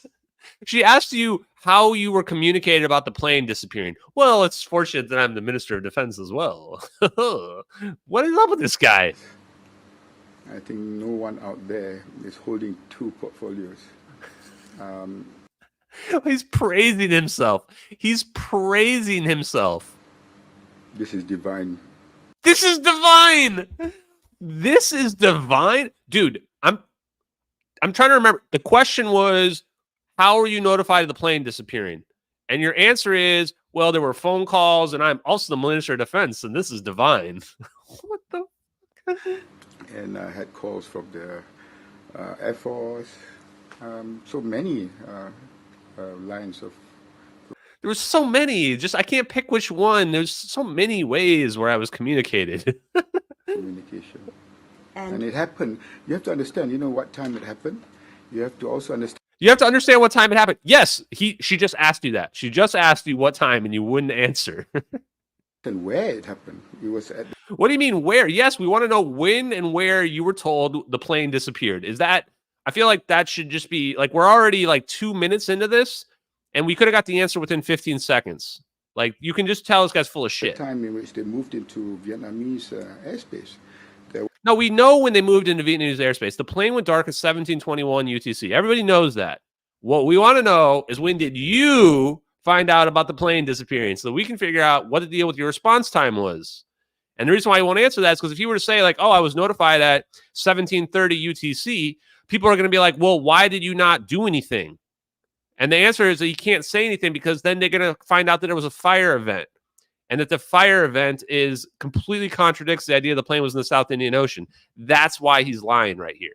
Because they know that it was an emergency event related to a fire. And they know they can't talk about it. Because if they say there was a fire event, the whole cover-up gets blown up. That's the truth. That's what's going on right here, chat. It was a period of time that we were really trying to figure out, really, between MAS, the DCA, the military, getting information to the Prime Minister, me as putting my hat on as the acting Minister of Transport, and then dealing with the military in that respect. So there were many. First of all, too, this plane is only 1 hour from when it goes dark to where we see it in the Nicobar Islands. And this guy's talking about, like, I had to talk to like 15 different people. Okay, man, give us a timeline. When did you talk to what dude when? We just want to know. We're trying to figure out a solution here. There might be people somewhere stranded on an island because of a plane crash. And you're sitting here obfuscating every single basic question and answer. Makes no damn sense.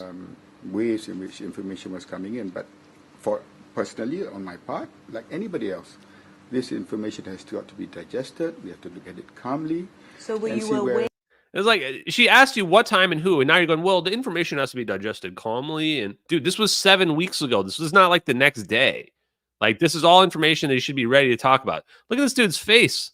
He's just sitting here just lying his ass off right now. That it was missing before it was due to land at 6:30? Sorry? Were you aware that MH370 was missing before it was due to land? Yes. There was an indication. So then she's like, okay, let me help you out here. Did you know that the plane was missing before it was supposed to land 8 hours later? He's like, yeah. It was before that. It was before that. So you can't narrow it down more than before the plane was supposed to land. So, because obviously you must have been told at some point. That they were not in the radar. You know, there was no more communication. There was no communication. Okay, so we're going to catch him in a lie right here. He just said there was no communication. Are we sure about that? We had to confirm with the Vietnamese authorities. Then we had to get the militaries activated. Then we have to get... So what does he mean, like, confirm with the Vietnamese? Like, they know they had it on military radar. This is 7 weeks later. They knew they had it on military radar the whole time. Why is he talking about confirming with the Vietnamese? You're the one tracking it on military radar, flying over your country. You don't need to call up the Vietnamese and be like, hey, is the plane over there? You know where the plane is. You're looking at it on radar. The military is looking at it on radar. MAS to verify and corroborate. And then we have to get all those countries involved on board. Did Air Traffic Control try and contact MH370 that morning? I'm sure they did. Basic question. Did air traffic control call MH370? You can actually call the aircraft. You can just call it. Well, I'm sure they did. What do you mean, dude? You're the guy that's supposed to know yes or no.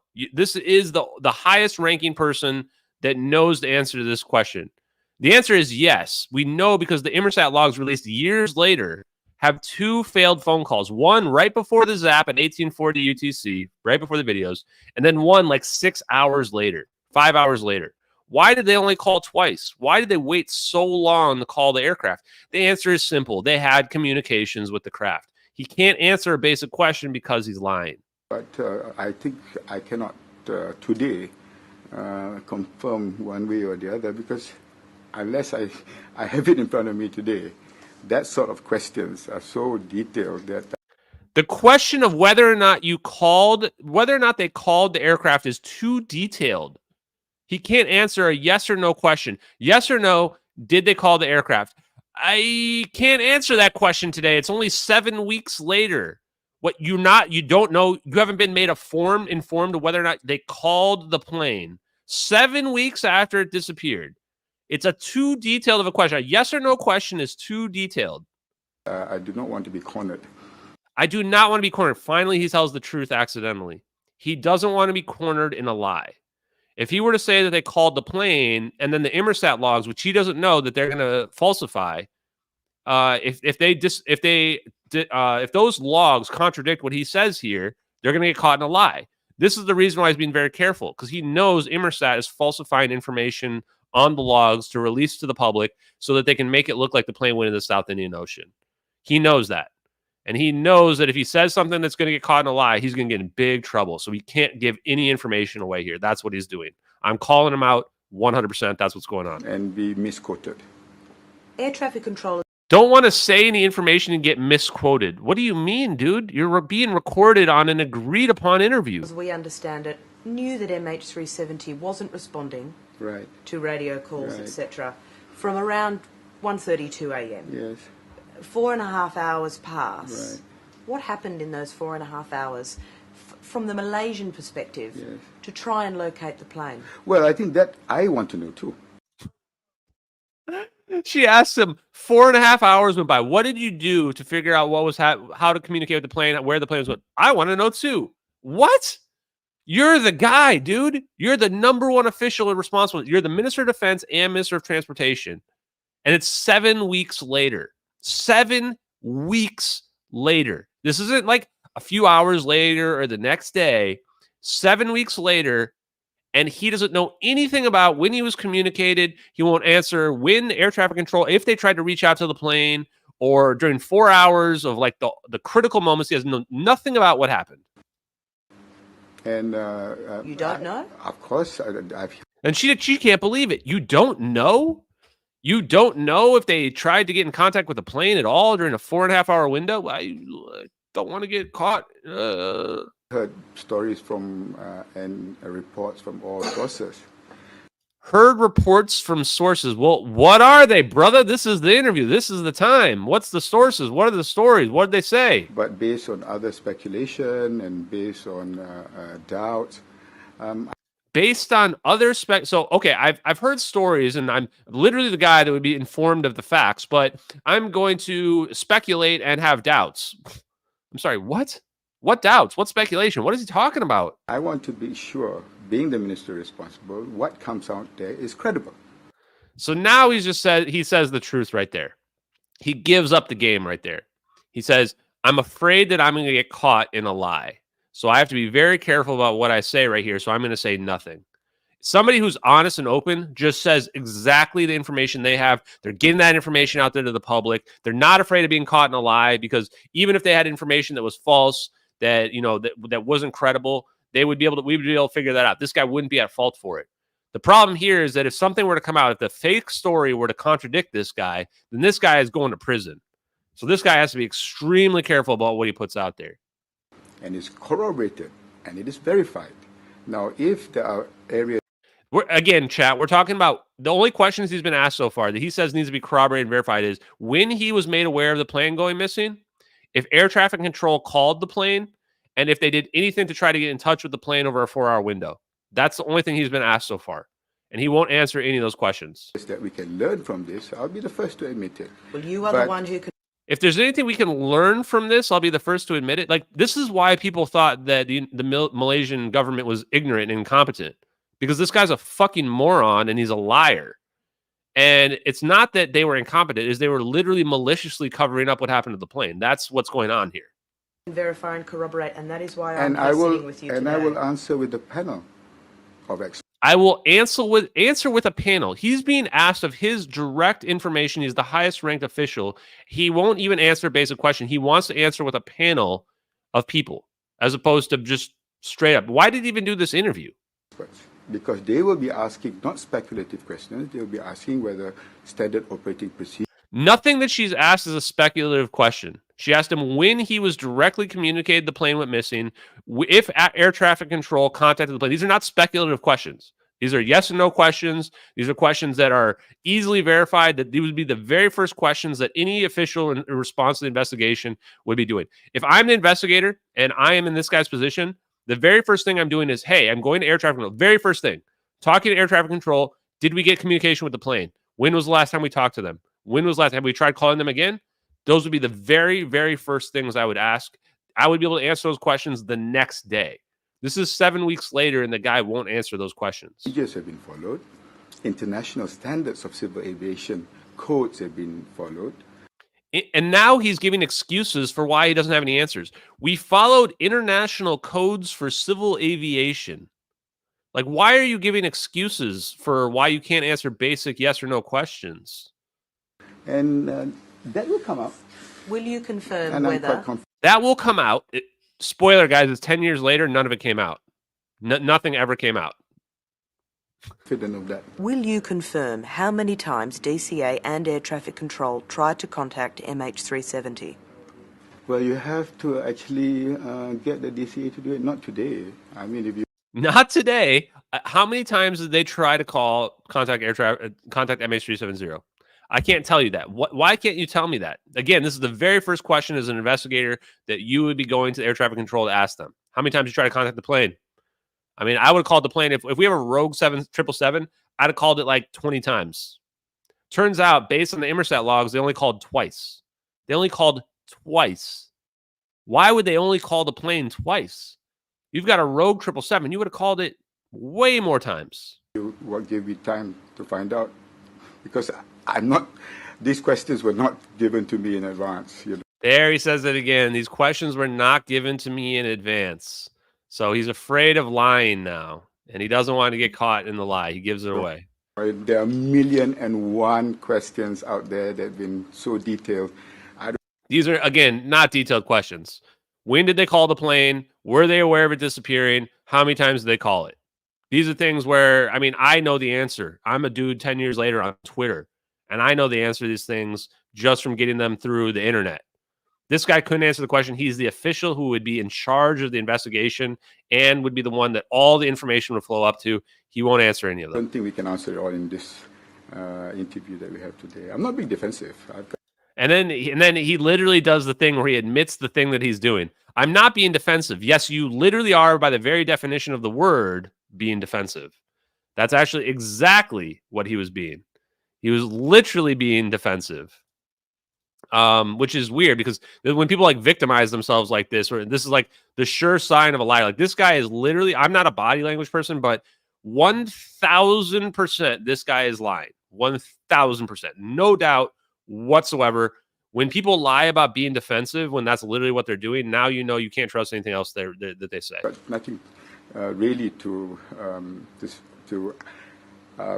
avoid, because what we have done since the beginning, everybody actually that I've spoken to, including leaders from nations that have got a longer history of aviation history, and said that this is something that is baffling to all. Baffling, yes. You as Minister for Defence then, and this should not be controversial, and this is really a key point here, and it was in my list of questions. MH370 flew through multiple military radar zones. Right. Did the Malaysian military detect MH370 in real time? So what do we think his answer is going to be, guys? Did the Malaysian military detect MH370 in real time? So the question is, were you tracking MH370? We already know they were, because they've already admitted at this point. This is 7 weeks later. They admitted at this point that they were tracking MH370 and that we were searching the South China Sea for 5 days for no reason whatsoever, that they knew the plane wasn't in the South China Sea. We detected an airline, but I think we've gone on record to say that it was not identified at that time as MH370. So he won't even answer. It's like, yes, we detected an airline. He's very careful about his words. I think we've gone on record to say that we didn't detect it as MH370. The only plane that's gone off course, the only one that's out there, you don't know if it's MH370 or not? What the fuck? How can you not know? How many planes going rogue out there are there? But an aircraft, unidentified, was detected that morning. That came out. I've said that at the beginning. And now you can tell he's trying to corroborate based on stuff that he said before. So this is like, when people try to say that, like, I'm a liar, it's impossible, because I've done so many interviews that you would get caught in a lie. What's happening right now is he's getting caught in a web of lies. That's why he's saying stuff like, I think we said that in the beginning, right? Because he's going back trying to make sure he keeps his lies in order. He wants all his lies to stay straight. And this is like, when you look at a liar, this is it. This guy would not last 5 minutes, even with Lou reviews, guys, because he's just too many lies, right? This is why, like, I would get this guy full whatchamacallit, God, full confession of this guy 15 minutes in, easy. And I think that's confirmed by the Prime Minister too. What did the military do when it was detected? Well, I mean, it is an airline that came from our airspace. It's a commercial airline, and the military has actually said. He just said that it wasn't detected as MH370, and now he's saying that it's a commercial airline. And remember earlier, he claimed that they didn't have any communication with the plane. Wait for it. That they didn't consider it as a hostile. Didn't consider it as hostile. How could you've detected a plane that's going off track, that is somehow you know that it's not MH370, but you know it's a commercial airliner somehow, and you don't know that, you know it's not hostile. How would you judge that it's not hostile? What if hijackers took this plane and they're going to fly into the Petronas Towers? What if it's a rogue pilot who's going to crash the plane and kill everybody, fly it into a city and kill a bunch of people? The only way that you could know that the plane is not hostile, the only way, there's no other possibility, is if they have communication with the aircraft. The Malaysian government had communication with MH370. Aircraft. Why? What were they relying on to come to the conclusion? She's smart. She asks him. He says, we didn't consider it to be hostile. Why? What is the reason? And you can look at him freeze up. Look at him freeze up right here. Oh, shit. Oh, shit. I said too much. I shouldn't have said that. Because the moment he said it wasn't hostile and they didn't consider it hostile, she picked up on it right away. The only way that could be possible is communication. That it wasn't well, hostile. that's a call by the officer that was in charge. Doesn't answer the question. And like I said earlier, there was an inquiry under the dodges Royal Military Air Force. That will come out too.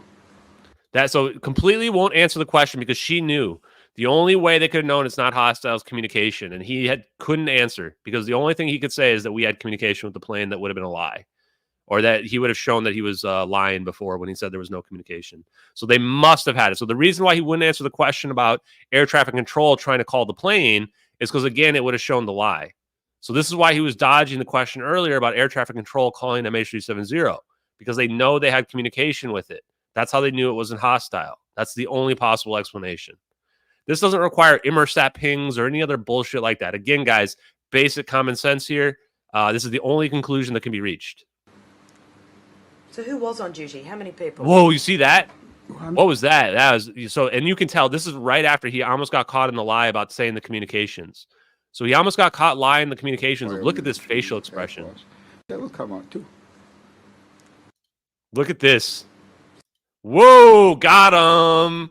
Who is he looking at right here? Look at who he is looking at right here. There's somebody in the room with him here, and he is afraid. Like, somebody's staring at him, like, going, dude, don't say anything. Shut the hell up. Don't say anything. Shut up. So who was on duty? How many people? I mean, these sort of questions. So then she's like, how many people were on duty? How many people were active tracking this plane? Can't answer those questions either. Because that, again, if there's a lot of people on duty, then you would have had to have communication with the plane. People would have been trying to call the plane. So he can't answer any questions because he's like, we had like 150 people on duty. And there's no way they weren't tracking this plane, calling the plane. So we can't answer even questions like that. Like I said, it's not going to get us very far. Well, what we're trying to understand is I don't understand the level of knowledge. I understand. And now he's getting defensive again, super defensive. This is, guys, if you don't know what defensiveness is, this guy is the stereotypical hostile witness who's getting super defensive. He's saying he doesn't understand. He's lying. He does understand. He understands what the questions are here, but he's just obfuscating intentionally. And surveillance. Right, but you need the experts. You know, like I said, we are the official. talking about going through multiple countries' military airspace. You need to talk to every single country out there. No, you don't. If there's a rogue plane flying through the United States, we don't call up Canada and Mexico to figure it out. We take action ourselves. It's our country. The only country that needed to be talked to is Malaysia. They're the ones. It's their airline. It's their aircraft. It's flying through their country. They don't need to call up Thailand or call up Indonesia or Vietnam. None of that's true. He's literally lying about everything this guy says. About their military capability, if that's the line of questioning that you want to ask about Malaysia. What is more important is for us to actually understand how we looked at moving from the South China Sea to the Straits of Malacca. What happened, and can we just agree that those... She's looking because, no, that's not important at all. I mean, we do want to know why you lied about the plane, and why we were searching in the South China Sea for like 5 to 9 days when they knew the plane turned around and went back over the country. Yeah, we want to know the answer to that too. Obviously, the answer is they were trying to build a cover story for coming up with this idea of the plane going to the South Indian Ocean. They needed people not looking in the right spot. Those sort of details are going to come out anyway. I don't think it's so controversial that it's going to be something that will impact so much on what we are investigating. In hindsight, is that unfortunate that the decision was made, it wasn't hostile? Well, it's not for me to judge.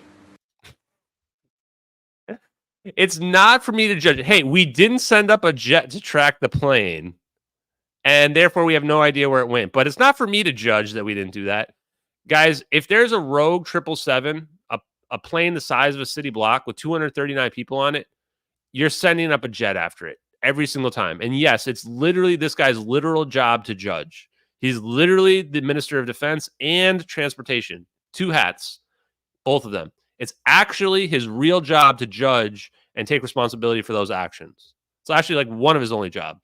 You know, I mean, do you want, we didn't go through a situation like the September 11th. Why is he bringing up September 11th right now? I mean, this is 10 years after September 11th. And if there's a rogue 777, one of the biggest fears would be hijacking, that they're going to crash into planes. That's on everybody's mind in 2014 when the plane goes missing, is did somebody take the plane? Or are they going to crash it into a building? That's exactly what the military would be afraid of. And again, he's giving away the game. Like, he brings up 9/11 because that's what people would be afraid of, and that's what they would be thinking of. That's why they would be communicating it. Americans were not prepared then. And it took 2 planes to crash into 2 twin towers, Pentagon. And guys, is it any other Americans in the chat? I'm just straight up offended that he's even bringing up 9/11. Why is he even bringing up 9/11 in this? It's completely inappropriate, and it's just a complete distraction from what really went on. I'm going to play it back for another like 10 seconds here. Like the September 11th, Americans were not prepared then. And it took 2 planes to crash into 2 twin towers, Pentagon, and on the way to Washington, for them to have the present SOP. We are not at war with anybody right now. So do you really think that I want to put our Sukhois on high alert with special SOPs in that kind of situation? But why not send the jets up if you have conceded earlier that you knew very early in the morning the plane was missing? There was 4.5 hours time in which to respond and find out. It was not hostile, it was commercial, it was from our airspace. We're not. Okay, he just gave up the game again right there. It was not hostile. That he said that not speculatively. He said that definitively. It was not hostile. They knew it wasn't hostile because they had communications. That's why they didn't send up the jets. They knew it was not hostile. Didn't send up jets to track it because they knew exactly where it was going. At war with anybody. If they did go up, in hindsight, would you agree that we wouldn't be in the situation we are now, which is I don't 7 think weeks of so. I don't searching think and that's billions of speculative. dollars? Even if we send it up, are you going to say that we're going to shoot it down? It's speculative that we wouldn't be in this situation if you sent up jets. No, it's definitive. If you sent up jets to track the plane, we would know exactly where the plane was and there would be no mystery. That's not speculative. That's a statement of fact. This is like trying to argue with debunkers about VFXs that don't match. Well, that's not speculative. That's a definite match. And I go, no, as a statement of fact, it doesn't match. And they go, but you can move it all around. Ugh. That's like trying to argue with this guy. It's like trying to argue with a wall who's just lying nonstop. And then he says, what are you going to argue, that we would shoot it down? No, she's talking about tracking the plane, dude. I can't believe she's asking about sending up jets to track the plane. And he asks her in response, are we going to shoot it down? Well, you said that, not me. No, I'm asking you. She goes, you said, she said, well, you said that, not me. And he goes, well, no, I'm asking you. She's an interviewer. Why is he asking her if we're going to shoot the plane down? And then listen to her response. I could not So possibly what's answer the, that. if we're not going to Defense. shoot it down, what's the point of sending it up? To see where it's going. Boom, guys, put a ring on it. If she is not married, guys, I don't know what her name is. If she's not married, give me her contact info. I'm going to send her a wedding proposal. Just the best answer ever. What's the point of sending the jet up if you're not going to shoot it down? To track the plane and see where it's going. How is that not obvious to this guy? How is that not obvious to the Minister of Defense and the Minister of Transportation? That you send up a jet to figure out, you know why it's not obvious? Because they had communication with the plane. There was no reason for them to send a jet up. They knew exactly where this plane was going. It was flying to Penang. It had a fire event going on. It was going to land there and then doesn't, and then diverts over to the Straits of Malacca, the Andaman Sea, and the Nicobar Islands. They knew the whole time exactly where this plane was going. They know the Americans were going to, they probably knew the Americans were doing an operation to help it out. And that's the reason why they didn't send up any jets. It's the only logical conclusion. Well, to see it going, you need a fighter for that? To see where it's going, do you need a fighter jet for that? Well, yeah. I mean, that's the point, right? You're telling us that you don't know anything about the plane. You're claiming that you don't have communications with the plane. So, yes, what else are you going to send up? Are you going to send up another commercial airliner? No, you're going to send up a jet. And now listen to his deflection. We're talking about military procedures. Military procedure. You're talking about military procedures. What the Procedures. And if I did shoot it down, you'll be the first to say how. Why is he talking about shooting it down again? He's the only one talking about shooting the plane down. She's never even brought the idea of shooting the plane down. And he keeps bringing up, and if I did shoot it down, she's like, dude, she just told you that you're going to track the plane. Yeah, we're going to send up a Cessna to go track the plane? Of course we're going to send a military jet up. Can you shoot down a commercial airline? Yeah, we got to get to, where's Chick-fil-A girl? Jesus, I got to get Chick-fil-A girl out here. This is Chick-fil-A girl. Where are you at, Chick-fil-A girl?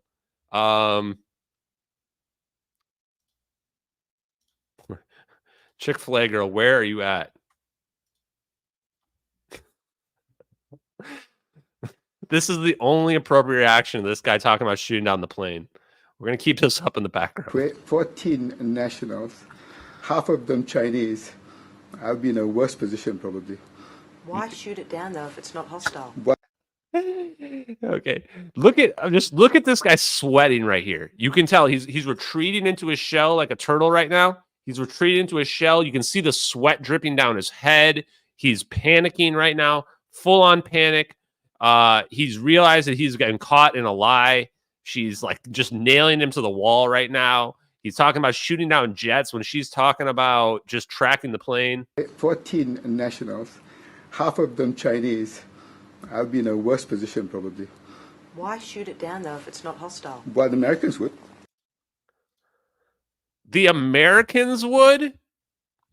Why shoot it down if it's not hostile? Well, the Americans would. What the hell is that? Was that just like a reflex? Was that just some kind of Freudian reflex there? Was he just giving away what happened to the plane? Do we need to go to the MH370 videos right now? Because that's a pretty weird-ass response you just gave us there, sir.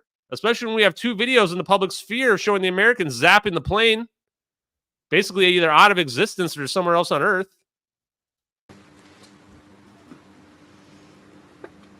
He looks over again. You see that look? You see that look again, chat? Look at that. And this guy's got a handler. There's a handler in the room. Well, the Americans would. Did DCA contact the military that morning? Yes, they did. What time? You have to ask the DCA. And it will come out, the details. I think this the dates, because I do not want to be trapped by, from my experience in the last 4 weeks, by dates, by numbers, by names, by rank. I don't want to be trapped by dates, by numbers, by rank. I don't want to be trapped by any of these pesky facts. I don't want to be trapped by any of these guys. If I say something and it gets contradicted, then I'm going to look like a fool. Guys, only people that are afraid of facts and numbers are people that are liars. Those are the only people afraid. Listen to this again. This is like he's melting down in real time. And it will come out, the details. I think this the dates, because I do not want to be trapped by, from my experience in the last 4 weeks, by dates, by numbers, by names, by rank. I don't want to get trapped by dates, by numbers, by names, or I don't want to be trapped by any of these facts. This is like scary stuff if I get trapped by facts. He's telling the truth right there. He doesn't want to get caught in a lie. He's telling the truth. Summation. Well, we'll give you the details, Carol, if you want. I can get confirmation. We'll give you the Carol is her name, I guess. For your documentary. It has been reported, and obviously. once it is confirmed by DCA, once it's been verified, I don't think this is something that we, I can confirm it today because I don't have it in front of me. But we'll give it to you before your documentary airs. I'm not asking for an exact time. I'm asking now, during this interview, at around what time did the DCA contact the military and alert the military that there was a plane missing? I'll confirm that. I don't have the... What time did DCA confirm the plane was missing? I'll confirm that. Dude, what was even the point of this interview, man? The only point of this interview was to show how guilty this guy was. This interview is like, honestly, this might be better than finding the videos. If I just see this video, this interview, I know there's a cover-up. This dude's lying through his teeth nonstop. Won't give any facts, won't give any basic information, has to send it later on because it's got to get vetted and confirmed that it fits with the story that they're trying to tell. This is what a liar looks like. This is what a criminal does when they lie. You're looking at it right here. This is Exhibit A in terms of a guilty conscience and somebody that can't keep their story straight. Details with me today. Was it before 6:30 a.m.? I'll confirm that too, because I do not want to say something and then on record and then guys find out if she's married. To be not the case.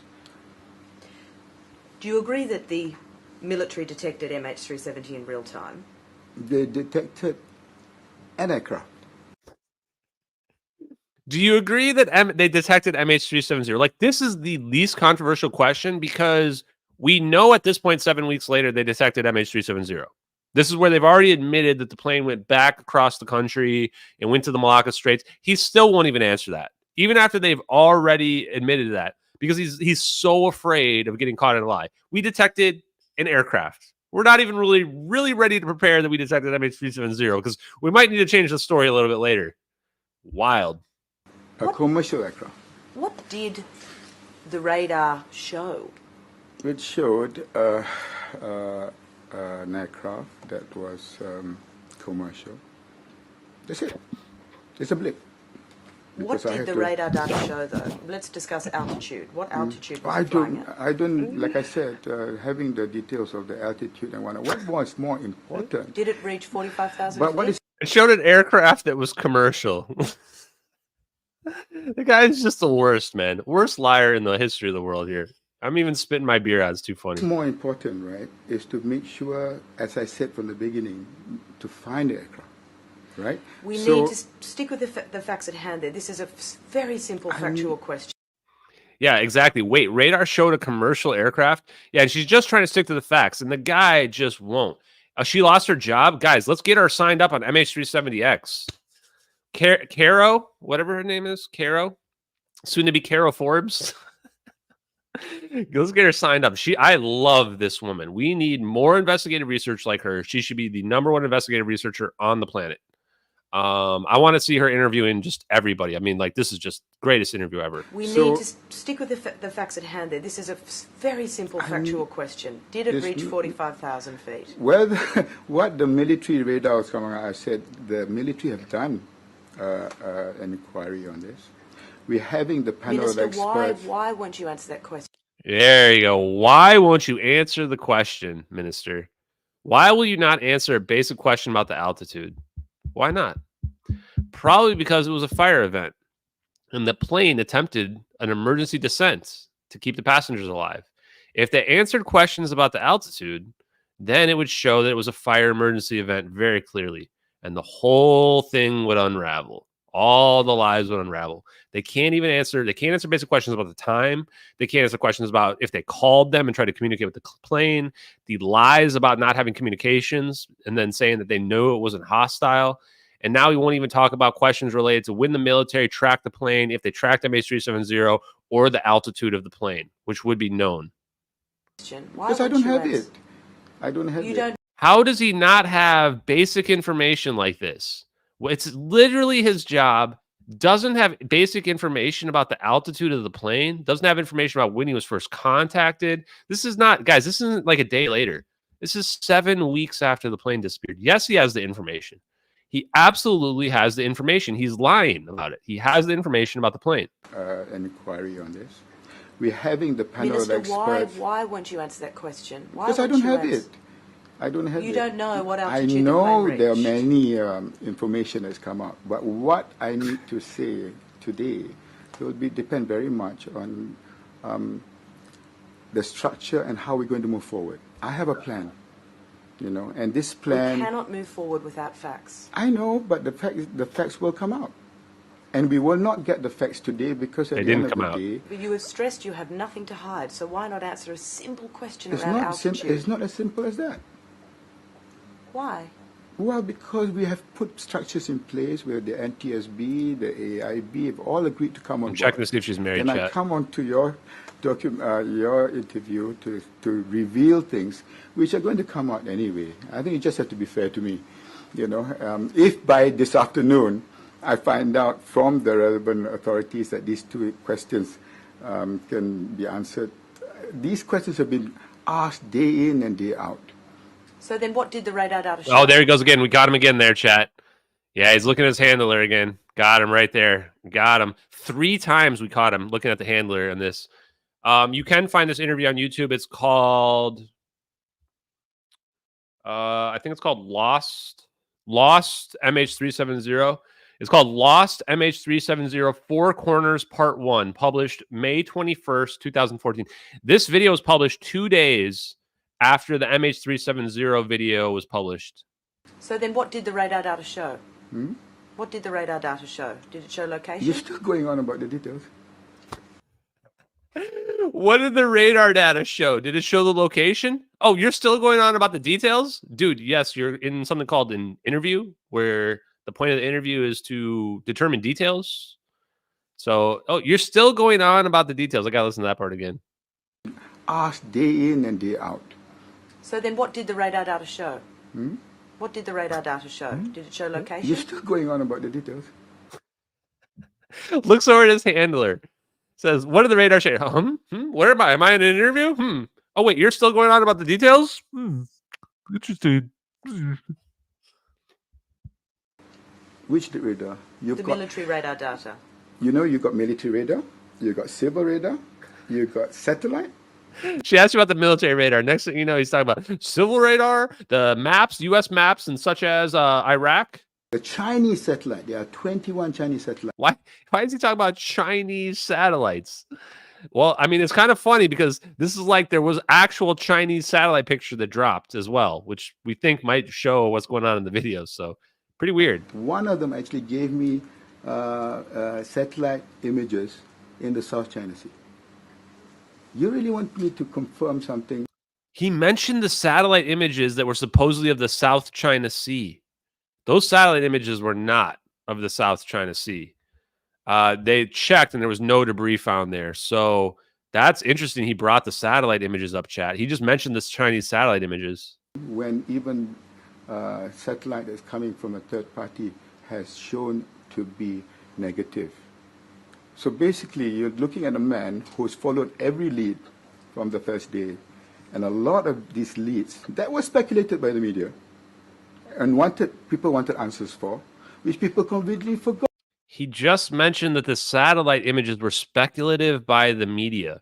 He just gave away that the Chinese satellite images, the story about the Chinese satellite images were speculative by the media. Wow. They really weren't of the South China Sea. The media is what claimed that the Chinese satellite images were the South China Sea. We're right. Those are actually spycraft. Holy shit. This is awesome, guys. The 3 oil slicks, the fact that there was a fireball on top of an oil rig, the fact that... He just brought up Mike McKay. The fireball on the oil rig. He just brought up Mike McKay seeing the fire on fire. They had to discredit Mike McKay and lie and say that Mike McKay couldn't have seen the plane on fire. He just brought it up. Guys, the truth is starting to seep out. She's like, this is why I'm telling you, you give me 15 minutes with this guy, he's going to be singing like a canary. He's going to say everything out there. I would have this guy admit into the fire scenario. I'd have him admit into the cover up. I'd have him admit into the United States government taking control of the plane, everything. There was a lifeboat and life raft and the satellite. You won't tell me what altitude. No, I won't tell you. I'm saying you won't confirm how long it was on military radar. You won't confirm how many people were on duty. You won't confirm whether the DCA contacted the military as in what time. But are those questions going to be so critical to what happened? Yes, Minister, because they are about the process that the government followed at the time this plane went missing. Okay. She just hammers him, put a ring on it. She is the best. My God, everybody. If you want me to fall in love with you, just do what this woman does. She is just absolutely brutal. Listen to this. I mean, journalism like this doesn't exist anymore, man. It doesn't exist. Military radar. You won't confirm how many people were on duty. You won't confirm whether the DCA contacted the military as in what time. But are those questions going to be so critical to what happened? Yes, Minister, because they are about the process that the government followed at the time this plane went missing. Okay. And that is what the world wants to know. If that's what you want to know, there are other people who want to know many other things. Much more rational, much more convincing. More rational. He's gaslighting her right now. He's gaslighting the interviewer right now. He's going, people want to know other stuff that's more rational than knowing when you were notified the plane went missing, how many times people called it, how many people were involved in it, when the military figured out if it was hostile or not. Like, that's what everybody wants to know. He's gaslighting the interviewer right here. To my present focus, there are people who are not looking at that angle only. Those are people who really want to know, where is the plane? There are two things the world wants to know. Agreed. Where is the plane? Yes, that's your opinion. Absolutely. And now she's like, people want to know where the plane is. She's like, yes, people want to know where this fucking plane is. Where the hell is MH370, man? Fess up. Fess up, Minister of Defense. Where the hell's the plane? We know it was on fire. We know you let the United States government zap it. Tell the truth. You tell the truth. number two, how was it lost? Great. So what we need to do. So anyway, that's the end of that part. Guys, absolutely the most incredible interview I've ever watched in my life. I've never seen a woman, or sorry, not even a woman, just a straight up any interviewer ever roast somebody as hard as she roasted the Malaysian Minister of Defense. He's clearly full of shit. He's clearly lying. He's clearly covering up what he knows. No doubt whatsoever. So if you think that, whether or not you think the MH370 videos are real, I don't really care. They are real. I have reason to believe the government knows they're real as well. And that it's potentially the most secret super weapon that is out there, period. People who say, well, why haven't they disappeared you yet, Ashton? Well, because I have 120,000 followers. And if I were to disappear off the face of the earth, it's going to be pretty goddamn suspicious right now. But I'm sure there's people out there who are thinking about that. And if that's an option that's on the table at this point, would not surprise me at all. But even if you don't believe the videos are real, you must know from watching that interview that there is absolutely a cover-up at play. No question, no doubt whatsoever. There's a cover-up going on with related to what happened to MH370. You don't have people that talk like that when they're not hiding something. Okay, good question. A lot of people ask about this. Ashton, have you seen the Lost Century documentary from last year? It covers many times free energy that was suppressed throughout history, aligning a lot with your findings. Write down, check it out when you can. That's Dr. Stephen Greer's thing. Guys, the reason why I don't need to watch it is because I know it's true. I know it's true. Yeah, we've been hiding free energy. I figured that out. I've deduced that myself. I hear that movie is really good, though. So if you guys want to watch it and check it out and you want to get some background on free energy and how they've been hiding free energy, I agree with what Dr. Greer says related to technology. I don't necessarily agree when it comes to, the alien stuff with Dr. Greer, but that's fine. We don't have to agree on everything. And I think that the reason why Dr. Greer is so credible on the technology is because he actually interviews real people. He actually interviewed Thomas Bearden. That's how he knew about free energy, is that he interviewed Thomas Bearden, and that he saw documents when he was advisor during the Clinton era. He saw documents, and so he became convinced. But I think that maybe some of his interpretations maybe they're not fully accurate. And then he opened himself up to criticism because he went and started doing, like CE5 stuff in the desert for celebrities. And that makes you easily open to disinformation. Now, I don't think he cares about his perception by, standard people, but I care because I want to prove that these videos are real to the world. Now, I know I'm not going to be able to convince everybody. I don't care. So I'm just going to convince as many people as possible and try to stay as credible as possible for as long as possible. Now, if I lose my job and I have to start trying to do social media crap for money, then I will be opening myself up to that level of attack myself. And then it's going to be a lot harder to get this information out. But we'll see. So I'm going to try to keep this investigation as clean as possible.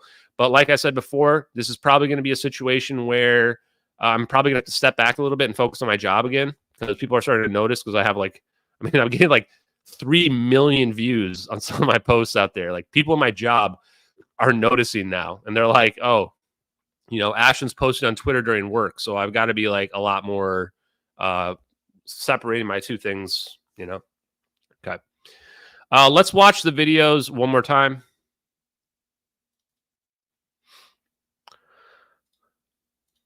And if you weren't here in the beginning, because we've got a lot more people that followed up, I'm going to say a couple things. I'm going to repeat what I said. So if you want to take off, because you've already heard this, you can. So once again, here's the MH370 videos. Let me just rewind this.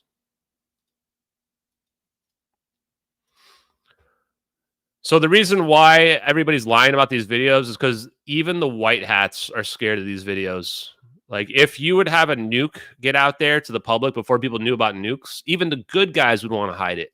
Even the good guys want to hide these videos. This is why the people that are probably even on the side of disclosure, the James Foxes, the Jeremy Corbells, the Ross Coulharts, even they are lying about these videos. And they're lying about these. Why? Oh, this is the short. No wonder. I was like, why is this not the right one? Okay.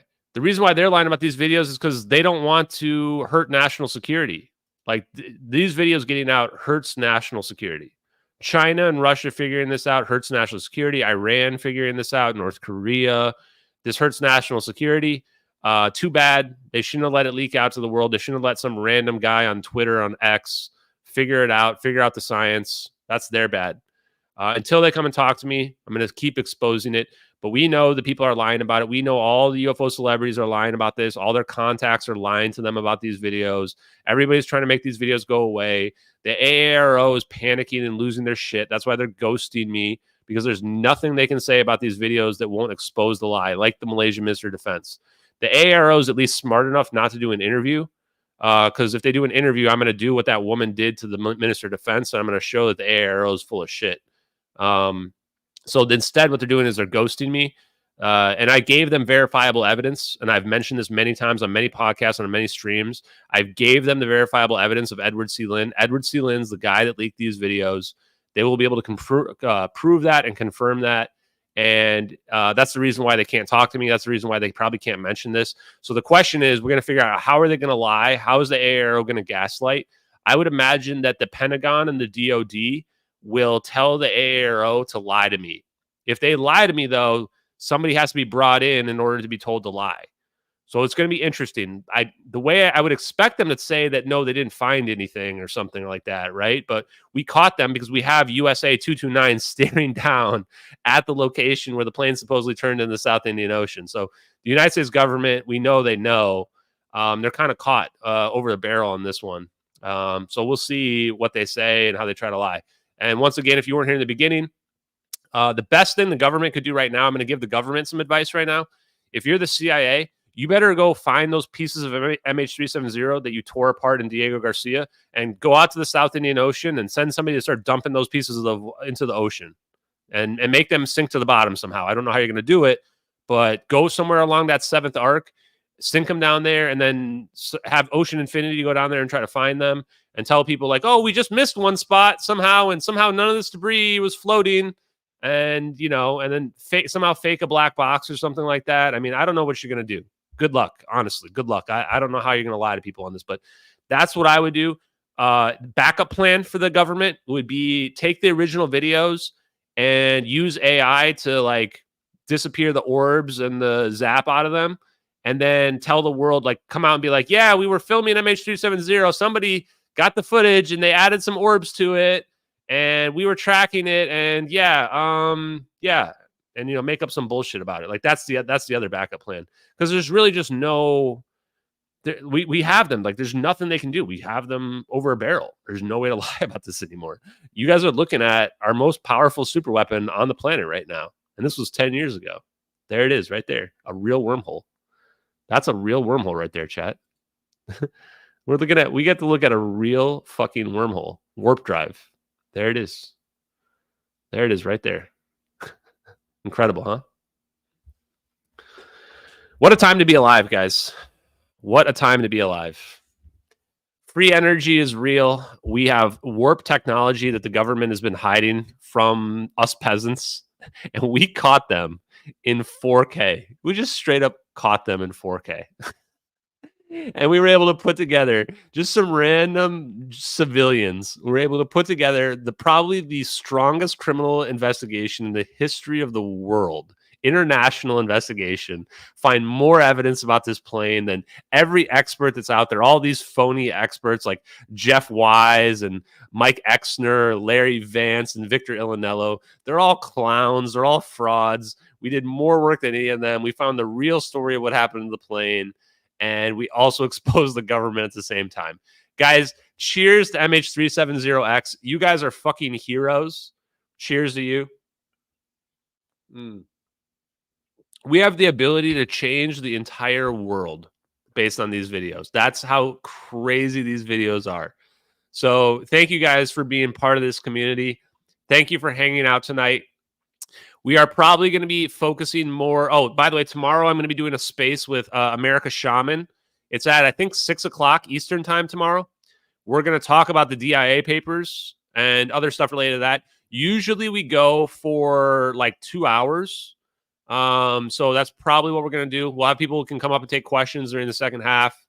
We'll talk about the technology, how the government's hiding this stuff from us and all that. It's going to be fun. And then I may do a follow-up stream tomorrow night.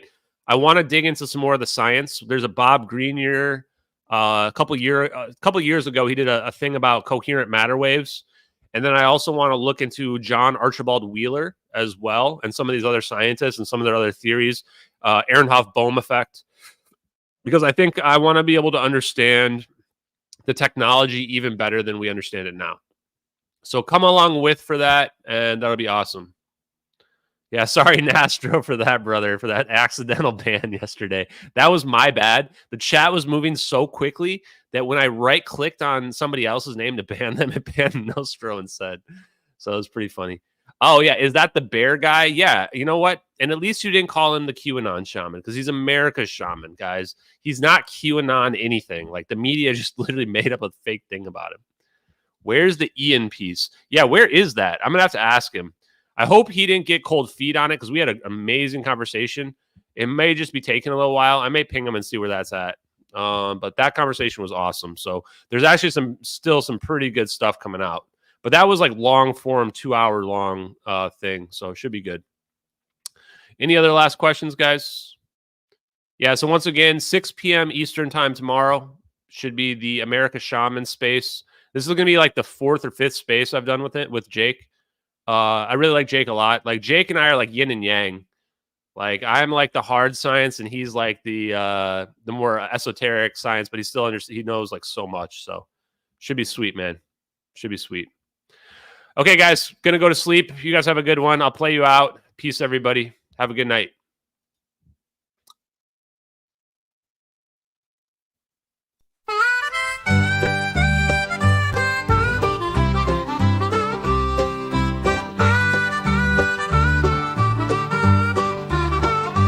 Planes are meant to fly, planes they ain't supposed to fall from the sky. But if they do, they'll leave behind more than a piece or two.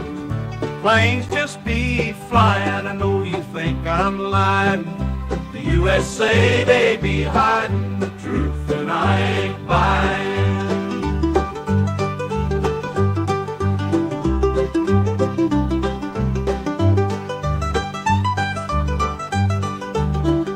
Planes, they're meant to fly, planes, they ain't supposed to fall from the sky. But if they do, they'll leave behind more than a piece or two.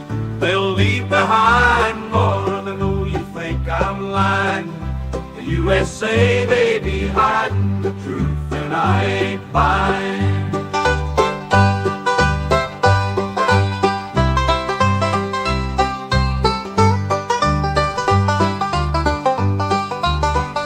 Planes, they're meant to fly, planes, they ain't supposed to fall from the sky. But if they do, they'll leave behind more than a piece or two. Planes just be flying, I know you think I'm lying. The USA, they be hiding the truth, and I ain't buying.